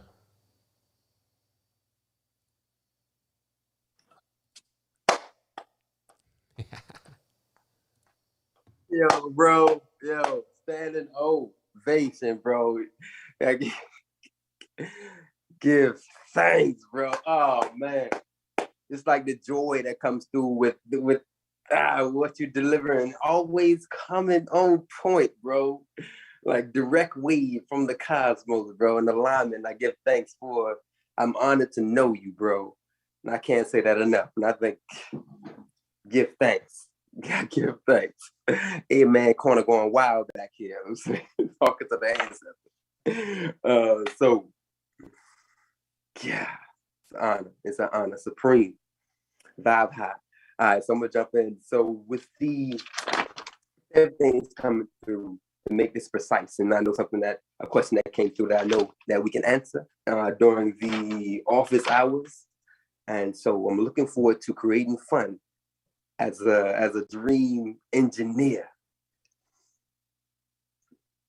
and optimizing, those stacks that come through, and we learn how to break through those things. So the question would be, so as someone would come in the space of the orientation or whatever the preparation to get into the dream engineers or the next wave, or as we get into that's coming up soon, if you subscribe on the subscribe link on the page, on the domain. If somebody can come in and say, these are my cards, this is what I have, this is what I do, maybe with a soul coach or another pillar in the supreme secret energy space who can say, hey, somebody's coming in, these are my cards, I heard what's talked about, do you think I can use this new technology that is being offered by secret energy, and how? Are there any preparations to walk me through the space, just to ease the pain? Because we said we know that they are, but how would that flow when we jump in that space? And I'll save that to the next a question after that we align right now, that's already in space. Absolutely. So what we've been doing, because this is for sure, something that we're deploying, we're very invested in this already, is that's why I want to do the office hours, because it's important for everybody to see all the phases, because phase one is done now. We should be launching phase one within a week and a half. We're just going to be doing some final tightening down, maybe even before the 25th. So that's going to be a nice present for all of us, but a real one. And so the reality is that this works totally different than I can do this. Like, you make music, you do different things. And so I think that we can find a challenge in trying to find something for someone to do based on some skills that they have, because you could be all over the place, right? So at the end of the day, you got to find something that no matter what a person does is going to add value to what they're doing. So there's twofold. So the tools can add value to what you're doing already. And also, if you haven't completely figured out just how to make this streamline, we've already made it streamlined, and we're just putting a queue of people that can be serviced by you if you wanted to take on those responsibilities. And so we're still in the position of trying to figure out like how that's going to roll out to everybody. Like what is going to be the requirements, are these courses going to be paid? Are they going to be free? So we're figuring out like all the different details of it, because we're also seeing that this is basically a money machine in that way. So anybody that is a dream engineer is already going to be doing good just to have the opportunity to be inside the platform, because we're bringing the clients. And so there's a lot of different things that we're ironing out. And but I trust that within a week or two, probably about 2 weeks before the end of the year, we'll be able to come in with the office hours and then give everybody a really clear vision of what we're talking about when we say generative system trainings, and what that would really consist of. And then from there, you would kind of understand what you could do even at that point to start prepping yourself. I say, and again, I am over for that position to dive into it, just to aid the family and moving in smoothly. It's amazing to the one we have a ley line here. It's probably like 4 hours from here, South Carolina. It's in North Carolina called Pilot Mountain. And I remember we had the Cosmic Watch app we were talking about like a couple of years ago, where you can hold it up to the sky and see the movements of the cosmos and the orbits and so many different things. So I went there on a trip and I lifted up, like I held it up, and it's celestial north right here. And we always talking about true north, and the energy was amazing. And it's just amazing how we get as above, so below. Staying in alignment will be within what we do with nature, the cosmos, and all the things. So I give thanks for the alignment. check out nature, pop out some of these ley lines. We're in the right space. Everybody on this call, give thanks to you, showing up for self, putting it on, staying through, and just being, whatever you're doing, celebrate yourself, because this right here is another opportunity for us to go into sovereignty and strap a rocket on it, survive sorority in resonance. So, hey, giving thanks, brother Savon, love you. Love you too, brother. Tribe, love you. Talk soon. Wholeness. Wholeness. All right, I got my sister Kenji. Wholeness.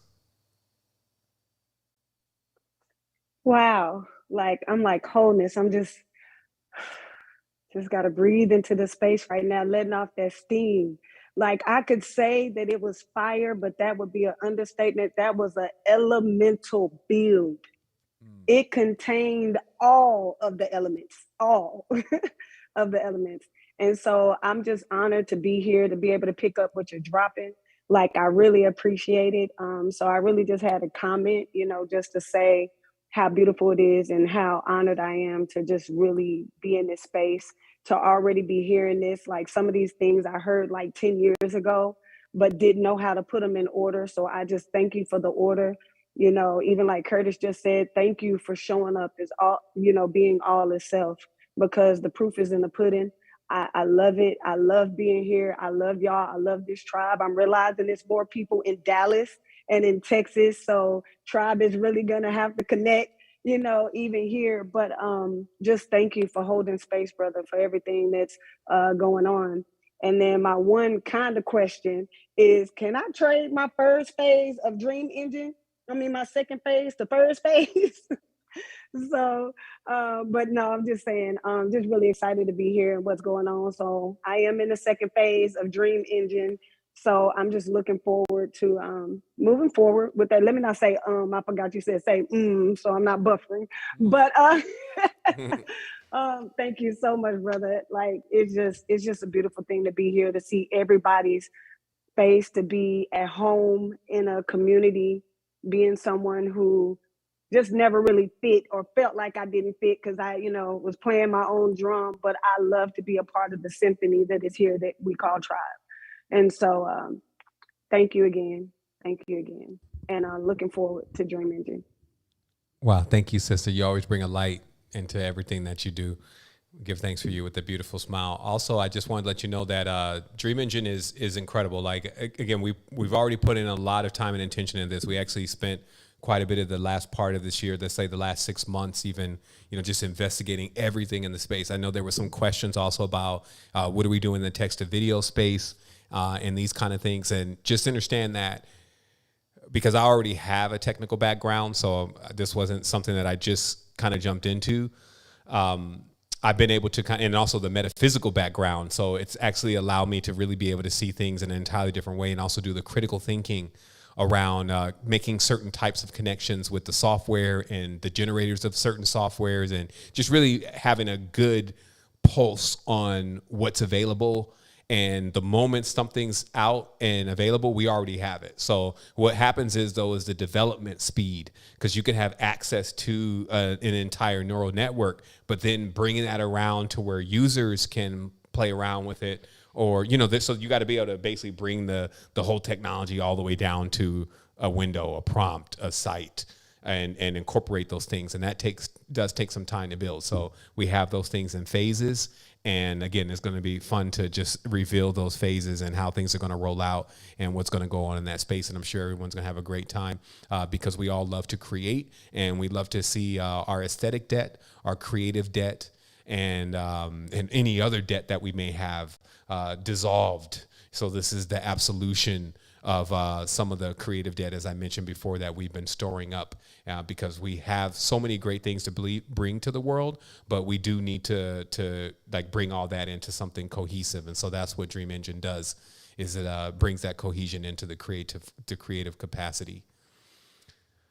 All right, so I got my brother Tommy here. Let me see here real quick. All right, so thank you so much. So I got my brother Tommy here. And Tommy, Wholeness, can you hear us? Yep, Wholeness, can you hear me? Yes. Okay. So I just got two questions. I wrote everything down, so I'm gonna make sure everything is concise and everything like that.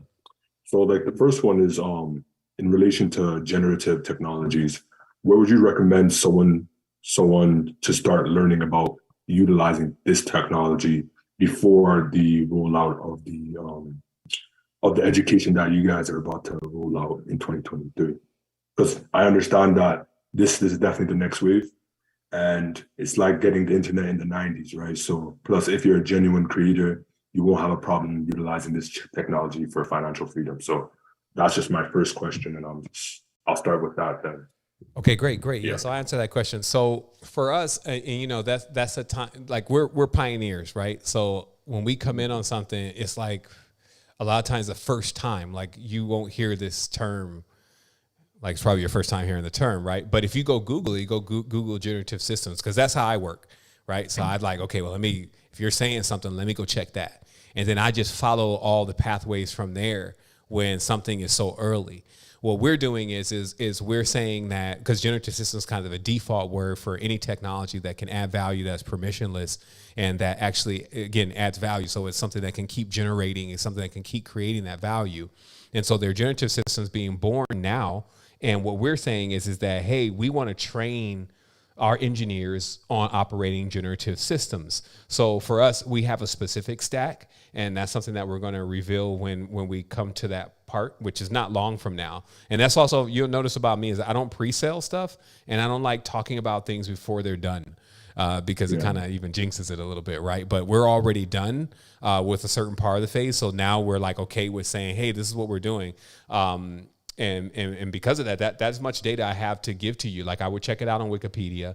Again, I would stay very close with what we're already talking about, what we're doing. Like you were in, I think, last Tribe Vibe. So, you know, we talked a little bit about Chat GTP3. So anything that we're discussing, it's always up to you to then go and say, okay, I'm going to learn more about that. If it sparks your interest, because that's what we also try to do, is we try to make sure that we're not like only talking about this or only doing this, especially since we are, of course, a metaphysical platform. We can probably assume that there's at least one person in here that doesn't want to talk about this at all and wants to, you know, get into more of the deeper levels of the occult. But we feel like it's very balanced to be approaching the future with a real plan. And so because this is a big part of the future, a big part of the now, actually, we feel like we need to get ahead of this thing. And so we've already started getting ahead of it. We started doing it early this year. Again, that's why we own all the domains around it. And then now what we're doing is, because we're a small faction, but we're saying, hey, you know what, everybody that's with us, these should be the first people that get trained on generative technologies. When we open it up completely, you're going to have kids in India. You're going to have our adults in India. You're going to have kids in the hood. You're going to have people all around the world, because it's not like we're saying, hey, you got to believe in this. You know what I mean? Because that's the message now. And the message is we were talking about what you need to know about, not believe, what you need to know about with consciousness. And that is not a message fit for everyone. So yeah, generative systems will be for sure the next wave of the future. And, you know, I appreciate you, you know, just being in tune with getting all the information that you can. And I would just say, hey, you know, I've given up quite a bit already, and just kind of stay in tune with what comes next. Okay. Yeah, thank you.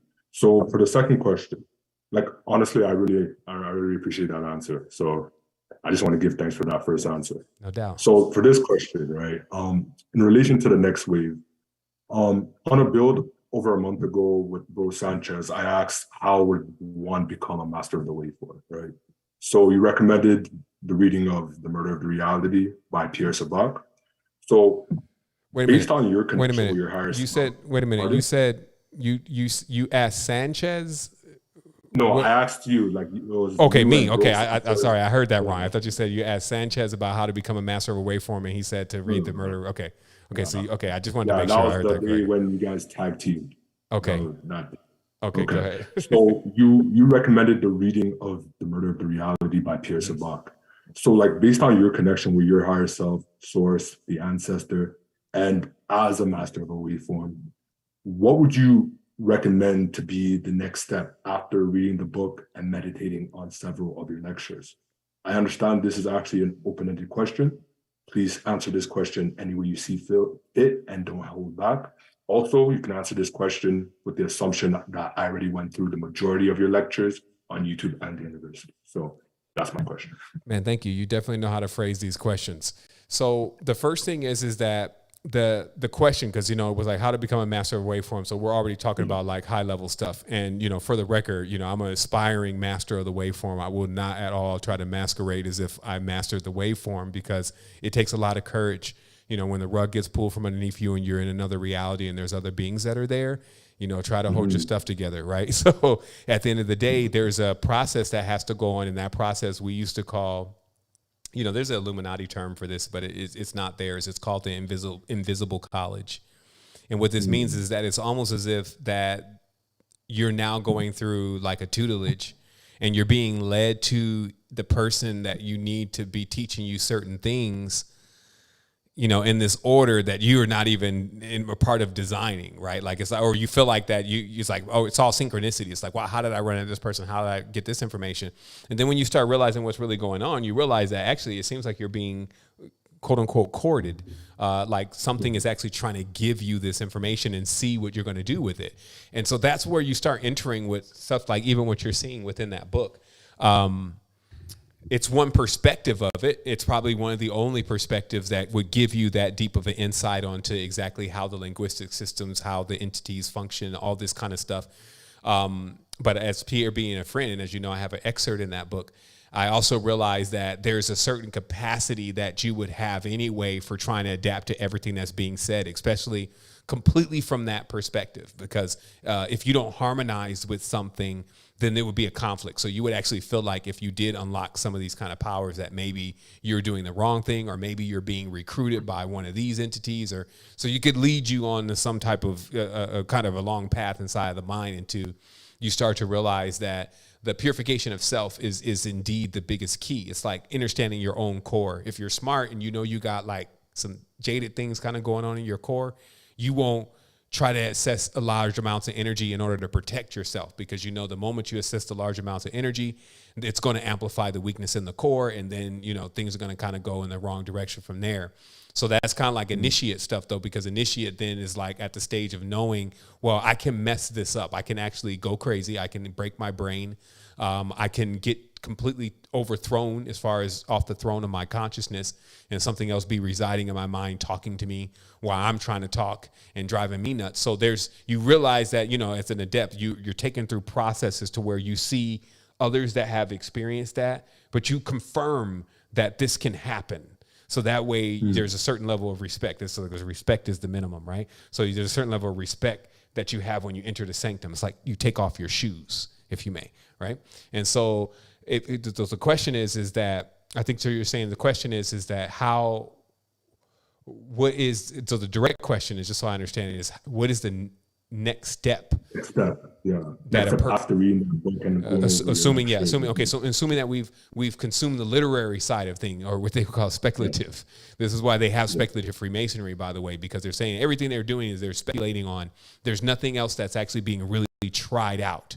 So that's the same thing about doctors. They're practicing. We're just practicing. We're not ever leaving that arena of being just practicing, so where we can be professionals, right? But then they will take on the professional degree as a practicer.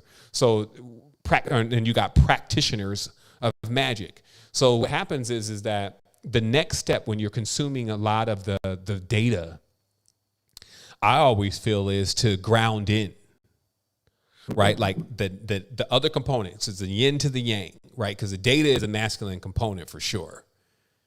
And if it doesn't meet its curve, then it's not going to be able to completely be what it is. And so there's this point where it's basically like you have to, you don't have to do anything, but you get to dial out, like see the other side of this. Like, I don't like to recommend anything because different strokes for different folks. But the third eye is there, like, and it is capable of bringing an experience to what is, just theoretical. And you find actually the theoretical part is it's useful in certain ways, because if you know certain things, you at least have some bearing. If you don't know anything, sometimes it's just like a complete, I don't know what's going on. But these processes, I'm saying all that to kind of dance around my brain back to the beginning of what I would recommend, and it's breathing. Right. Because I just like, so because what I'm doing is when I'm talking to you, when you're asking me this question, I'm literally going back through my own process of like, okay, so how did you get here again? And I'm saying, so what was at this stage, he's saying he had read and consumed all the data and, he's felt a lot of it. And, he gets an idea of what's going on, especially from a theoretical level. What's next? Breathing. That's where I was taken. Not DMT, ayahuasca. That is another way. But if you knew breathing before you knew DMT and ayahuasca, I can tell you it's a totally different experience. I can only say that from observation though, because I knew breathing before I entered into DMT and ayahuasca, and I could see just how powerful it is to know how to breathe first. So this whole body breathing course, which is still floating around YouTube for free, standing up, learning how to do it when you're standing up, learning how to do it when you're sitting down, and learning how to do it when you're laying down. This is it. I might go do this right now. Like even talking about it, just like, ooh, let me get in there. So this is it though, because what it does is it allows you to feel you. And then it starts connecting how all this can even be possible anyway. And then you start feeling the feeling of the waveform. And then now you need to train the ability to stay on the wave, just like a surfer, right? You got to stay on the wave. And this is all based on signatures. And so when you're giving off a strong signature, that means like you're embodied, you get identified, and you'll get ejected. So this is literally what's going on. Like it's like a sentinel. When you are in the other realm and you ID yourself, like you identify with yourself, the realm sees you, the Oculus sees you, and then it kind of ejects you from the space and back into normal reality. So this is why you meditate, because you're in meditation, you're learning, because meditation is not guided meditation. I always say this. Remember, guided meditation is another type of meditation where somebody's talking. Meditation is a median. And in that median, you're basically trying to get nothing to happen so that you can feel the wave. And then you start being able to tap into the other part of yourself that doesn't use language, and it doesn't need to use the impulses of the body, the fluids, in order to describe things. And that's the entry, right? So now you're in the door. Okay, so at the door. So what the breathing will do is teach you how to over-oxygenate. Because when you over-oxygenate, your body is already trained to think that you are unconscious at a certain point, or you should be unconscious. And once you start losing consciousness in the breathing slightly, you learn the median of the wave. So where you're not losing consciousness, but you're also not conscious either. And now you're in that space. And that space right there is the same space if as a lucid dreamer, you enter into that exact space. And this is what allows you to basically turn on your pineal gland while you're still like conscious. So this would be like you're looking at your dream, but you're awake. But the body thinks, because the body is also in itself, it's like, it's a little slow. It's funny. I was reading some stuff about how they were talking about like the first life form. They kind of named it like slow, like lethargic, because he was really like so large, but it was lethargic. But in certain ways, it's like the body is slow in that way where it doesn't know that you are so fast that you can move without it knowing you're gone. And so it's like the same thing in the other realm. It's kind of slow in there where if you don't have a signature, it can't see you. So you can move through this realm undetected until you look into the eye. And then, as I said, so looking into the eye, that's a metaphor, because that's like looking into yourself and trying to identify yourself. Like, who am I? And when you do that in that realm, it pushes you out of the realm. So and then also relaxation. That's why the breathing again comes in play, meditation comes again, because you need to know how to relax. Because when you see certain things and when you feel certain things, if you immediately react, you're going to get ejected. So you need to know how not to react, right? So the breathing gives you that whole process, because it's training, right? It took me 6 months of breathing only. I didn't eat stuff. Like I was a complete vegetarian. I ate palmitos, like raw palm hearts with bread with mustard. You know what I mean? Obviously I didn't have a girlfriend, didn't have a wife. You see what I mean? So I spent 6 months. That's when I came to Costa Rica. That was my first 6 months. And then I caught on to the whole body breathing from a lady, that synchronicity, that invisible college stuff. Synchronicity in a satsang that I had went to where there was like a little, they were doing like a festival and everybody was bringing something that they were teaching. And this lady was bringing in this breathing course that she was charging everybody for. And she used me as the model. And she was telling me how she wanted me to breathe to show everybody else. And while I was doing what she was telling me, my Kundalini was rising right then. You know what I mean? And I even had to tell her, whoa, hold on. You're about to activate my Kundalini, right? And that's another thing. It's like, this lady also was on some other stuff. Like, it was like, I got the technique from her, but I needed to run because people who know how to do this kind of stuff, that's why I said before, like a lot of them, and she happened to be, Caucasian, no offense to my white folk, Caucasian folks, is they joined the cult of Orion and they doing all types of weird stuff in there. And so she was in that cult. And so, but she gave up them gyms and I was out of there. I was like, she had a dog and everything. So this is the invisible cause that I'm talking about. It's like you will go. And now that's the thing. That's why when people are power hungry, they would join her. Like, they were like, yo, what are you doing? Let me sign up and all this kind of stuff. Right. But when you're in tune and you're guided, that's what they talk about in Islam. Are you guided? That's like in the star. You guided by the star. So it's like basically when you're guided, it'll just take you in close enough, brush close, so this is real. These folks are real. Like they're not. This lady was writing kids' books. She had this weird thing with the hair all over the face, like you see in the horror movies and all this kind of stuff. So you're rubbed close enough to know, these people are real. But you also see that the techniques that give them power are the same techniques that give everybody power. And then what is now at your behest, though, is how you react with that power. And I think for us, and many of us, that especially when you tap into the power of breath, you get this thing that, for me personally, what happened was I realized that I kind of had been tricked all my life because I had thought that you had to pay for everything that felt this good. And it gave me huge leverage over life. I'm sorry, I'm looking at this screen. So I'm kind of looking at you.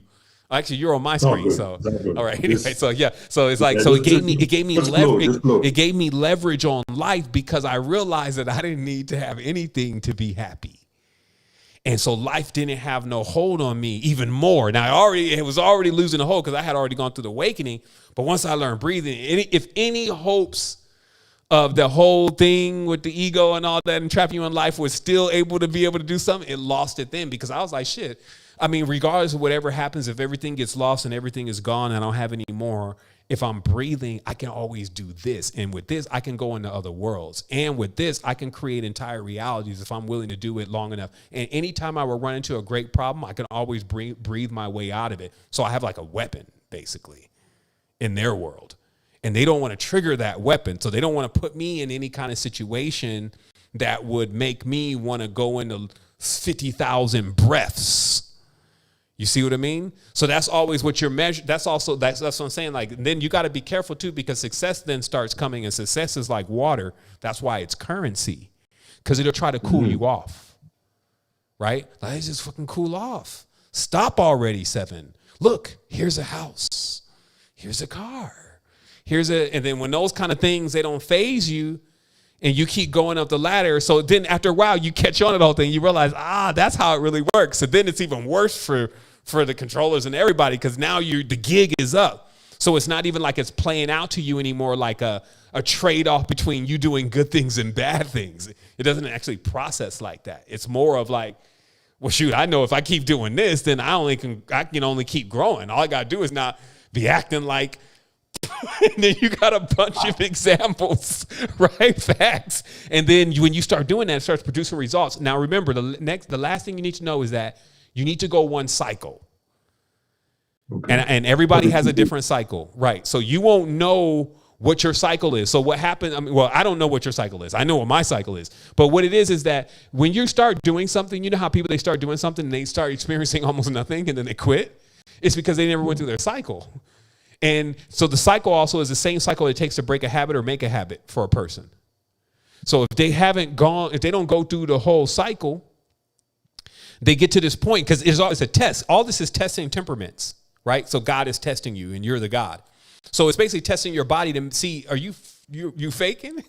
And you really gonna do this? And so this is always like, if you start breathing, you don't feel anything. Like some people, they had this thing, they start breathing, they don't feel anything. It's very rare though. If you're doing bow and arrow, especially, you don't even got to go that far. But that's exactly what I was gonna bring up, the bow and arrow. Yeah, bow and arrow is like, that you're trying to fire off into another realm. I mean, but bow and arrow is almost like, it's the most extremist version, right? But actually, no, it's not, because there's still Ramtha.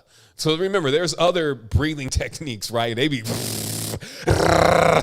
doing all stuff. Like, shit, I don't know what you're gonna turn into. I'm just saying, you don't gotta go that hard. I think you built up a little too. What are we gonna do with all this energy? Because that's another thing. Is like, even my teacher was teaching me about, like, you like building up all this Kundalini, but you need to think about what you're gonna do with this Kundalini. Because if you get too much of this stuff and you don't know how to cool off, then you're just gonna there's clip halt to this. There's maintenance. It's a system, right? And it's organic.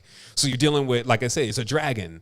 So it's like, this dragon, if it ain't trained properly, it's gonna burn you up, burn everybody else up. So don't plan on riding this thing or any of that. It's gonna destroy you and everybody else that it comes in contact with. But if you train this thing properly, this Kundalini, then it's capable of taking you anywhere. You see what I mean? Because it's a vehicle. Yeah. Right. But everybody starts off with their own baby Kundalini, and how they train their dragon, their Kundalini, equals in the end of the life of whether or not it consumes them within its black hole, or if it propels them into the greater levels of their existence. Now, I would love to talk about that kind of stuff every day if I and I do. I guess I do. Like, I would love to talk. Oh, you do. And that's exactly what I'm talking about. You find yourself being in a position where you're actually caught up to what your manifestations are. And the last addendum is that you don't need to think about your manifestations while you're powering into these powers, as we talked about before, breathing into this, because you will never reach the medium, because you're thinking. And thinking is in the hemispheres of the brain. You need to be in the center of the brain. And so you cannot get into the center by bringing on any of the sides. So you need to get into the center, and that's it. And so that's a good answer to the question. And I'm glad that we just, because I think that's everybody's question in the conversation. Like, well, how do I go about this experience?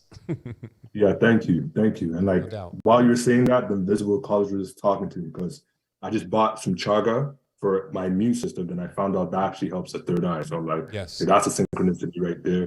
The Yes. bow and arrow, you said, like, you pretty much a weapon. Bow and arrow. It's literally in basically. It's literally in the name. Right. So I'm gonna. That's what I'm doing tomorrow. Whole body breathing all day with the bow and arrow. Nice. Bow and arrow hurts the knees, so that's why I have to switch it up with the whole body breathing at times. But I know Samuel has a question. Let me just Wholeness. Thank you. All right, Wholeness. Thanks for the great questions. Giving thanks to the tribe. We tapering off here. It's the final question here. It's 3:15. Actually, I got one more question real quick, Samuel. Let me just do this real quick. All right, I think I'm still live here. Okay, so I want to answer this one question here. There's a question here that says, oh, wow. Okay, here it is. All right, if you could fit this one in, I could find myself constantly shifting between the poles, positive, negative, one constantly compelling the other. How does one properly integrate the shadow without falling to its desires? Okay. And so I think what happens is that we can at times be identifying different things you can be misidentifying different things, right? So if we're talking about the shadow specifically, what we need to understand is the shadow is in itself a shed. And we talked about this before. It's like, I even felt this the other day, like the end of the year is already here. Like, we're already almost in January. It's just the clocks are, they need to reset the clocks. But you could feel the shedding, because you'll start seeing in your life stuff will break. You will literally have to get rid of certain things, because it's like, okay, this is not working anymore. And it's not so much as,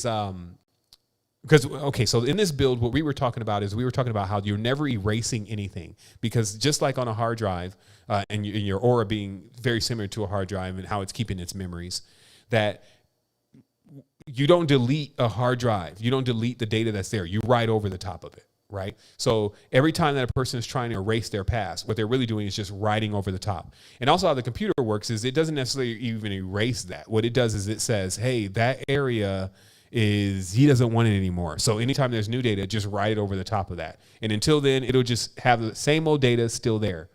And so we also talked about that when you start bleeding through, this means that in realities, you start having these deja vus and things like that. And it's because you're bleeding through your previous reality. So you're like rubbing a little thin to the magnet. And so there's a little thin layer that's created, right, in that transition in life, and then you start riding over that same magnetic strip again. But sometimes that thin layer starts to wear so thin that you start bleeding into the previous existence, and that's just what's in the DNA. Right. So it doesn't necessarily have to be you. It's just anybody that was using the DNA that you're carrying. So you start bleeding into their existence and or that existence, and it starts bleeding into this world. You start feeling deja vu, smelling weird smells, and, you know, getting this nostalgic feeling and feelings of your grandma's house and all this. And all this will be coming out of stuff that you just like riding down the street, and it all of a sudden hits you. And this will start getting stronger and stronger. So what we're talking about is we're talking about that. So again, what I'm identifying is that I'm identifying like how the field is designed, right? Because so you're in movement, then so you have this shadow or this wake, right, or this like a smear, okay, and like a fade, right? So you got the clear, and then it's or the what it is, and then it starts to fade, right? So we want to identify that that's when we're saying shadow. That's what we're talking about. Now, when we're talking about desires, okay, desires themselves are energies that have been cultivated within your DNA string. They're energies that have been cultivated within your DNA channel that actually have been done so repetitively, it feels like second nature for you to consistently do them over and over again. So this could be drinking, this could be lying, this could be things. So at this point, what you would then be talking about is you're talking about the ones that don't serve you, right? Because there are things that you're also doing repetitively that do work out for you, like breathing. You see what I mean? So what you're really identifying is that you have some things that you're calling, and in this case, just to use your word, you're calling them desires, okay? But see, I have desires that actually propel me into the reason why I get onto these conversations.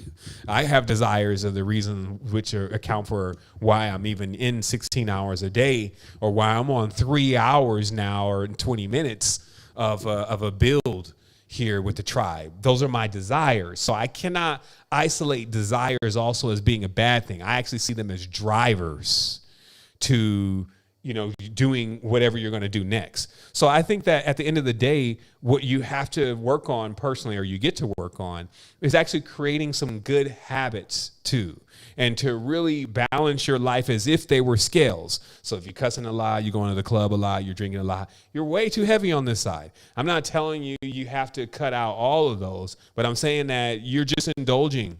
You're just pushing you're the rat pushing the pleasure button.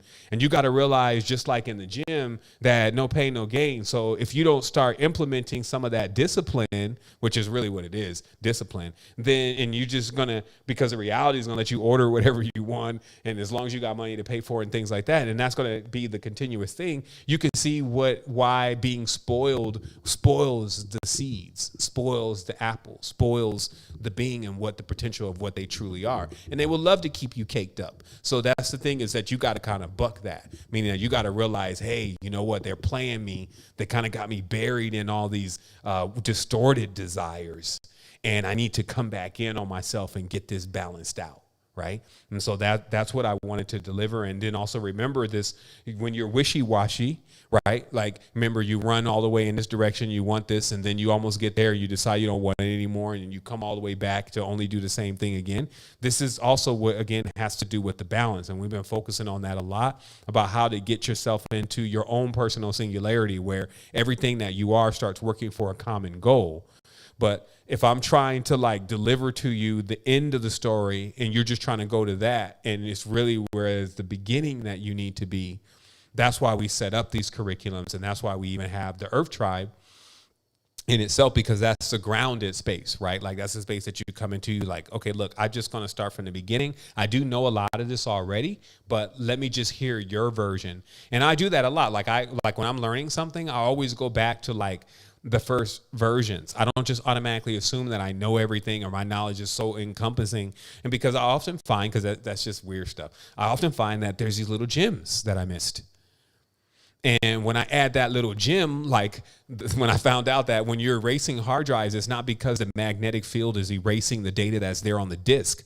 And now I'm a computer engineer. So, and I used to fix this stuff. So from my understanding, I always thought that when you erase something off a drive, that you erased it with the magnetic field passing over that area. And then I actually realized why I thought that and why that was incorrect. I thought that because if you put a strong magnet up against a credit card, it does remove some of the information. Also, if you put it onto a hard drive, it does remove some of the information. But it actually removes the information because you actually attract with the magnet the needle to scratching the actual disc itself, because the needle is so sensitive to magnets. If you put a very strong magnet on top of that needle, it's going to start scratching up the disc. That's why the data goes bad on the disc, not because that it's being removed by the magnet, like blasted from thin air. Now, the reason why I mentioned that, because I went back and researched that, is because it clicked to me then on a metaphysical level why, like Brother Rich was asking me on the show, that he said he wanted to like kind of forget some of the things that he ever happened in the past or remove them as if they never happened, so he could become the person as if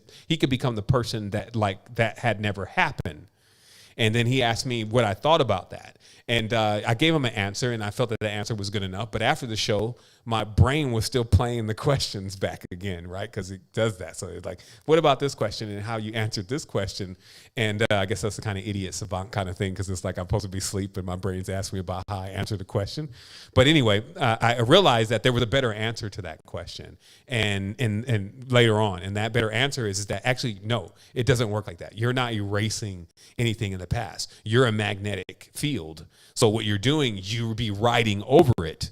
And the dangers of riding over it would be when that layer starts wearing thin. So either you deal with it now, or you wait for 50 years, 100 years, 1,000 years, who knows in the future, for it to come up again. That same thing. And so then that's why I said it's then better to just look at these things as bad habits and good habits, or as I call bad habits, good habits. And a lot of this actually connects to dwarfs too. By the way, I don't want to throw that in there like when I throw the mermaids in on you. But if you understand that in most Freemasonic lodges, especially in the old days, all their magic was pretty much conducted by dwarves. And these little dwarves, they live in a realm that is slightly out of our visual spectrum unless you have the trained eye to see them, or they manifest. And that's why they were even showing in the movie when they were showing these, what they call them, Harfoots. But their thing was they could like cloak themselves so deep into nature, you wouldn't even know they were there. And you just walk right by and you don't even know they're there. And then when you leave, they just come out of their cloak. And that's the same thing Terrence McKenna and the Machine Elves. Also the same thing when I was in a journey and I was looking, and I noticed that when you combine the spaces, it was like a dimensional thing. So when you looked, you literally realized that you were looking at layers of the reality. And the reason why you couldn't see these beings is because you needed to see a few more layers. And when you saw all of the layers, you actually were then able to actually see their whole face.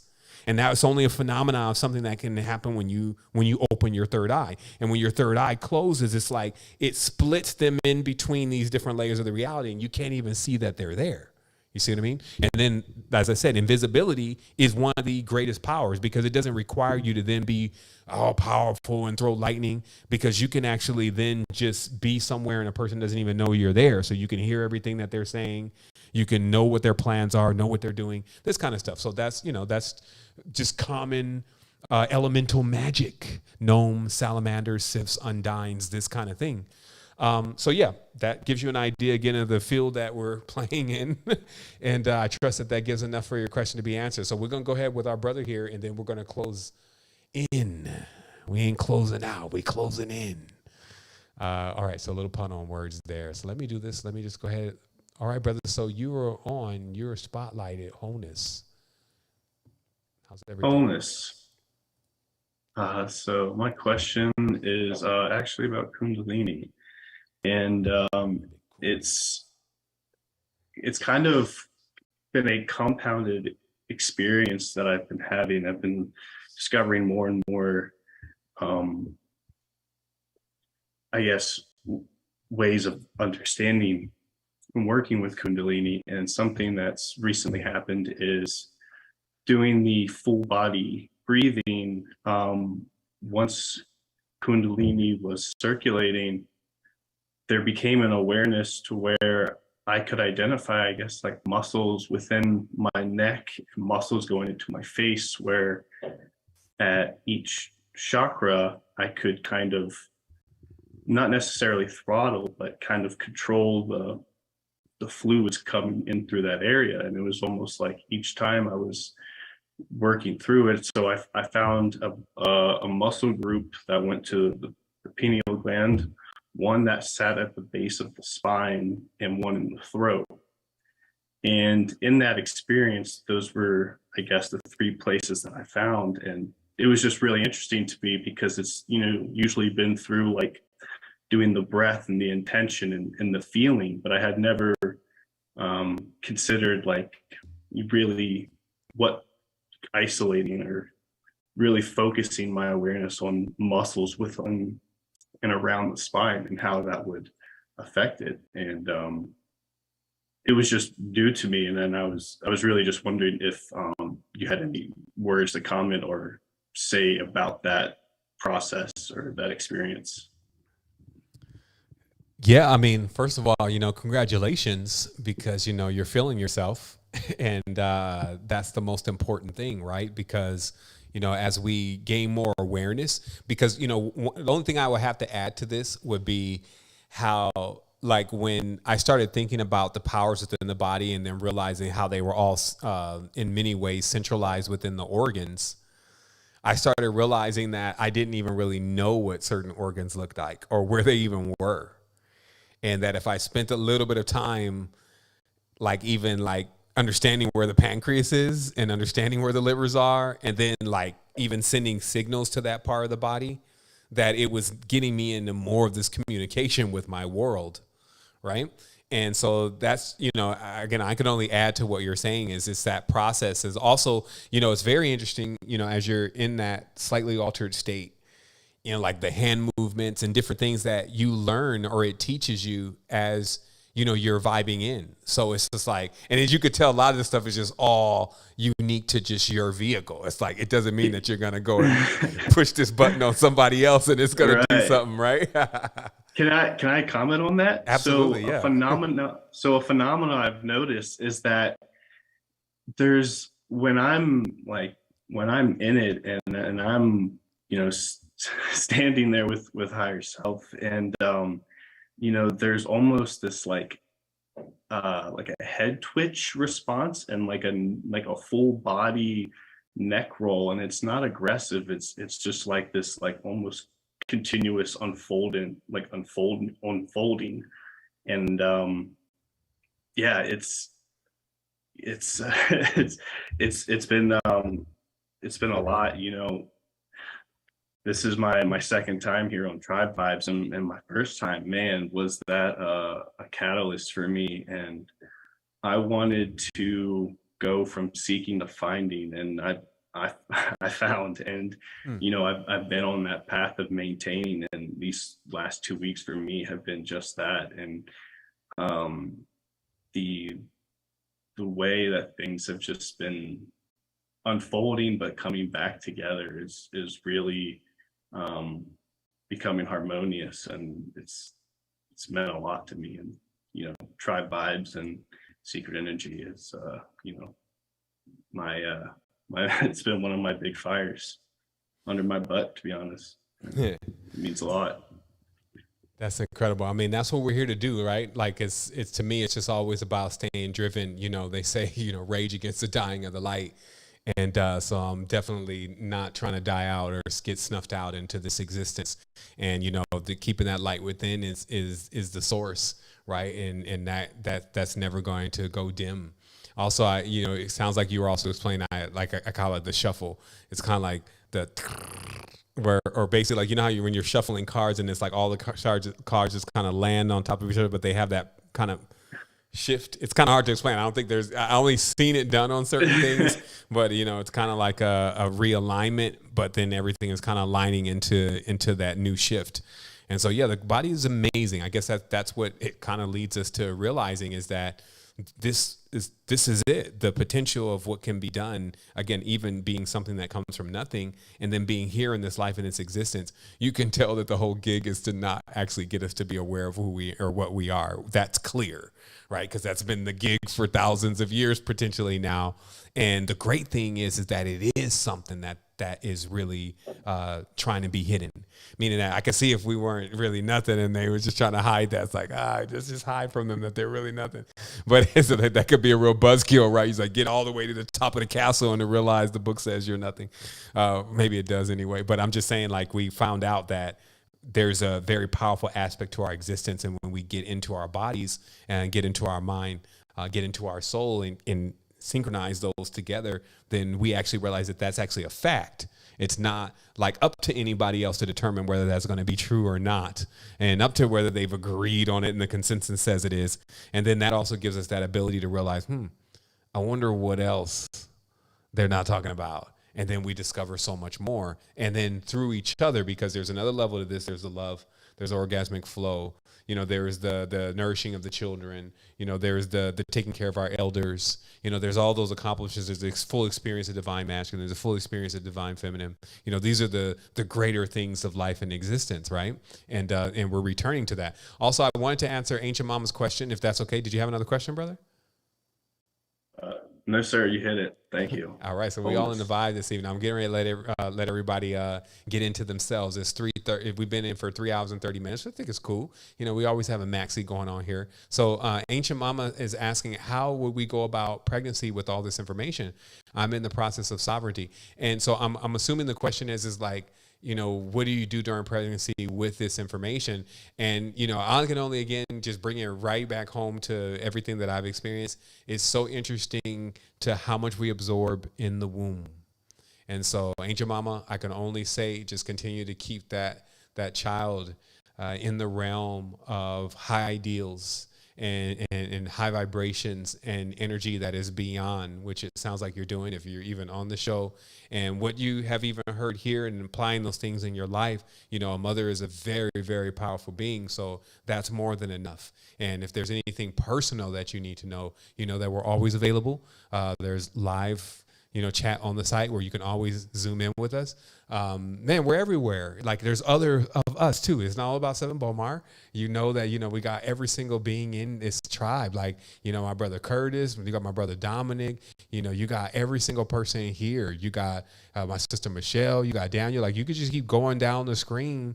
You got Lolita. I mean, shoot, any of these beings, you can get it.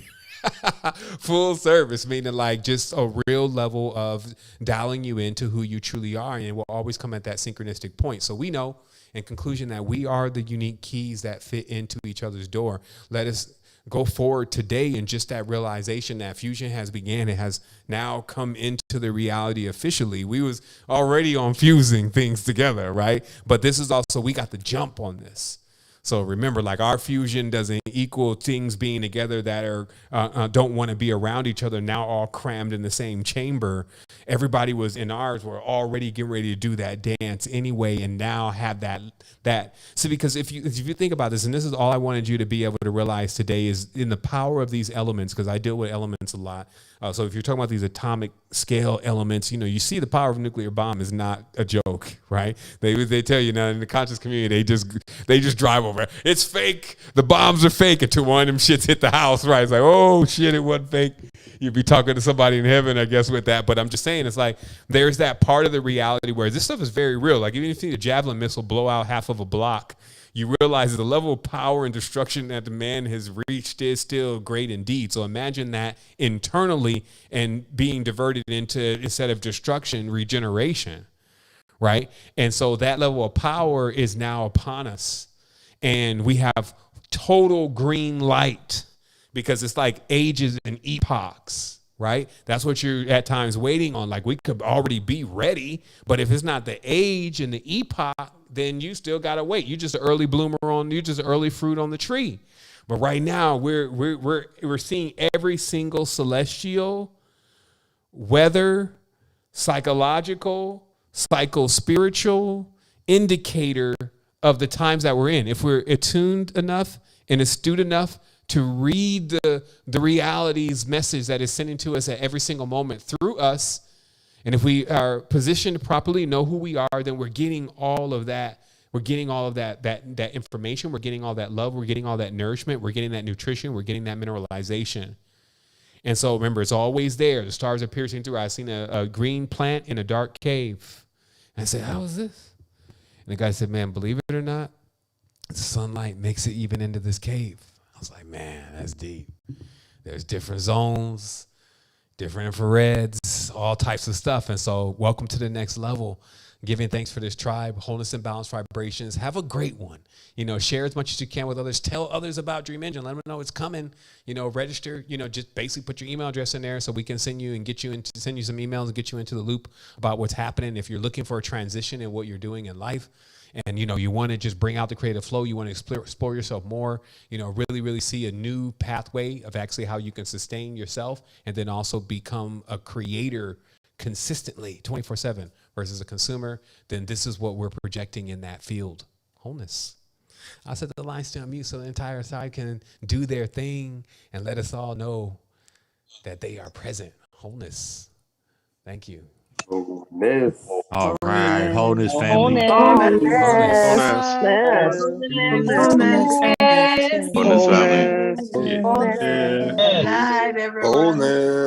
Wholeness tribe. Wholeness. Wholeness. Thank you. Much love. Wholeness. Much. You're welcome. Drop the beat.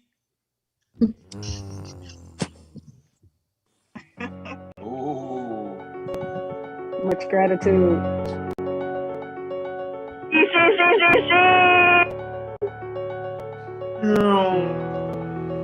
D-Mark.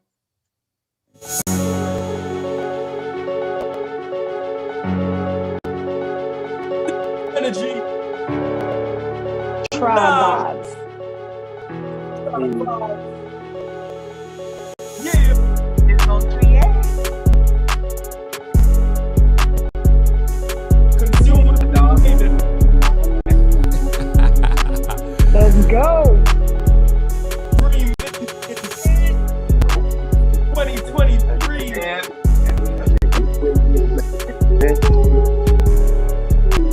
Shout out Penn State.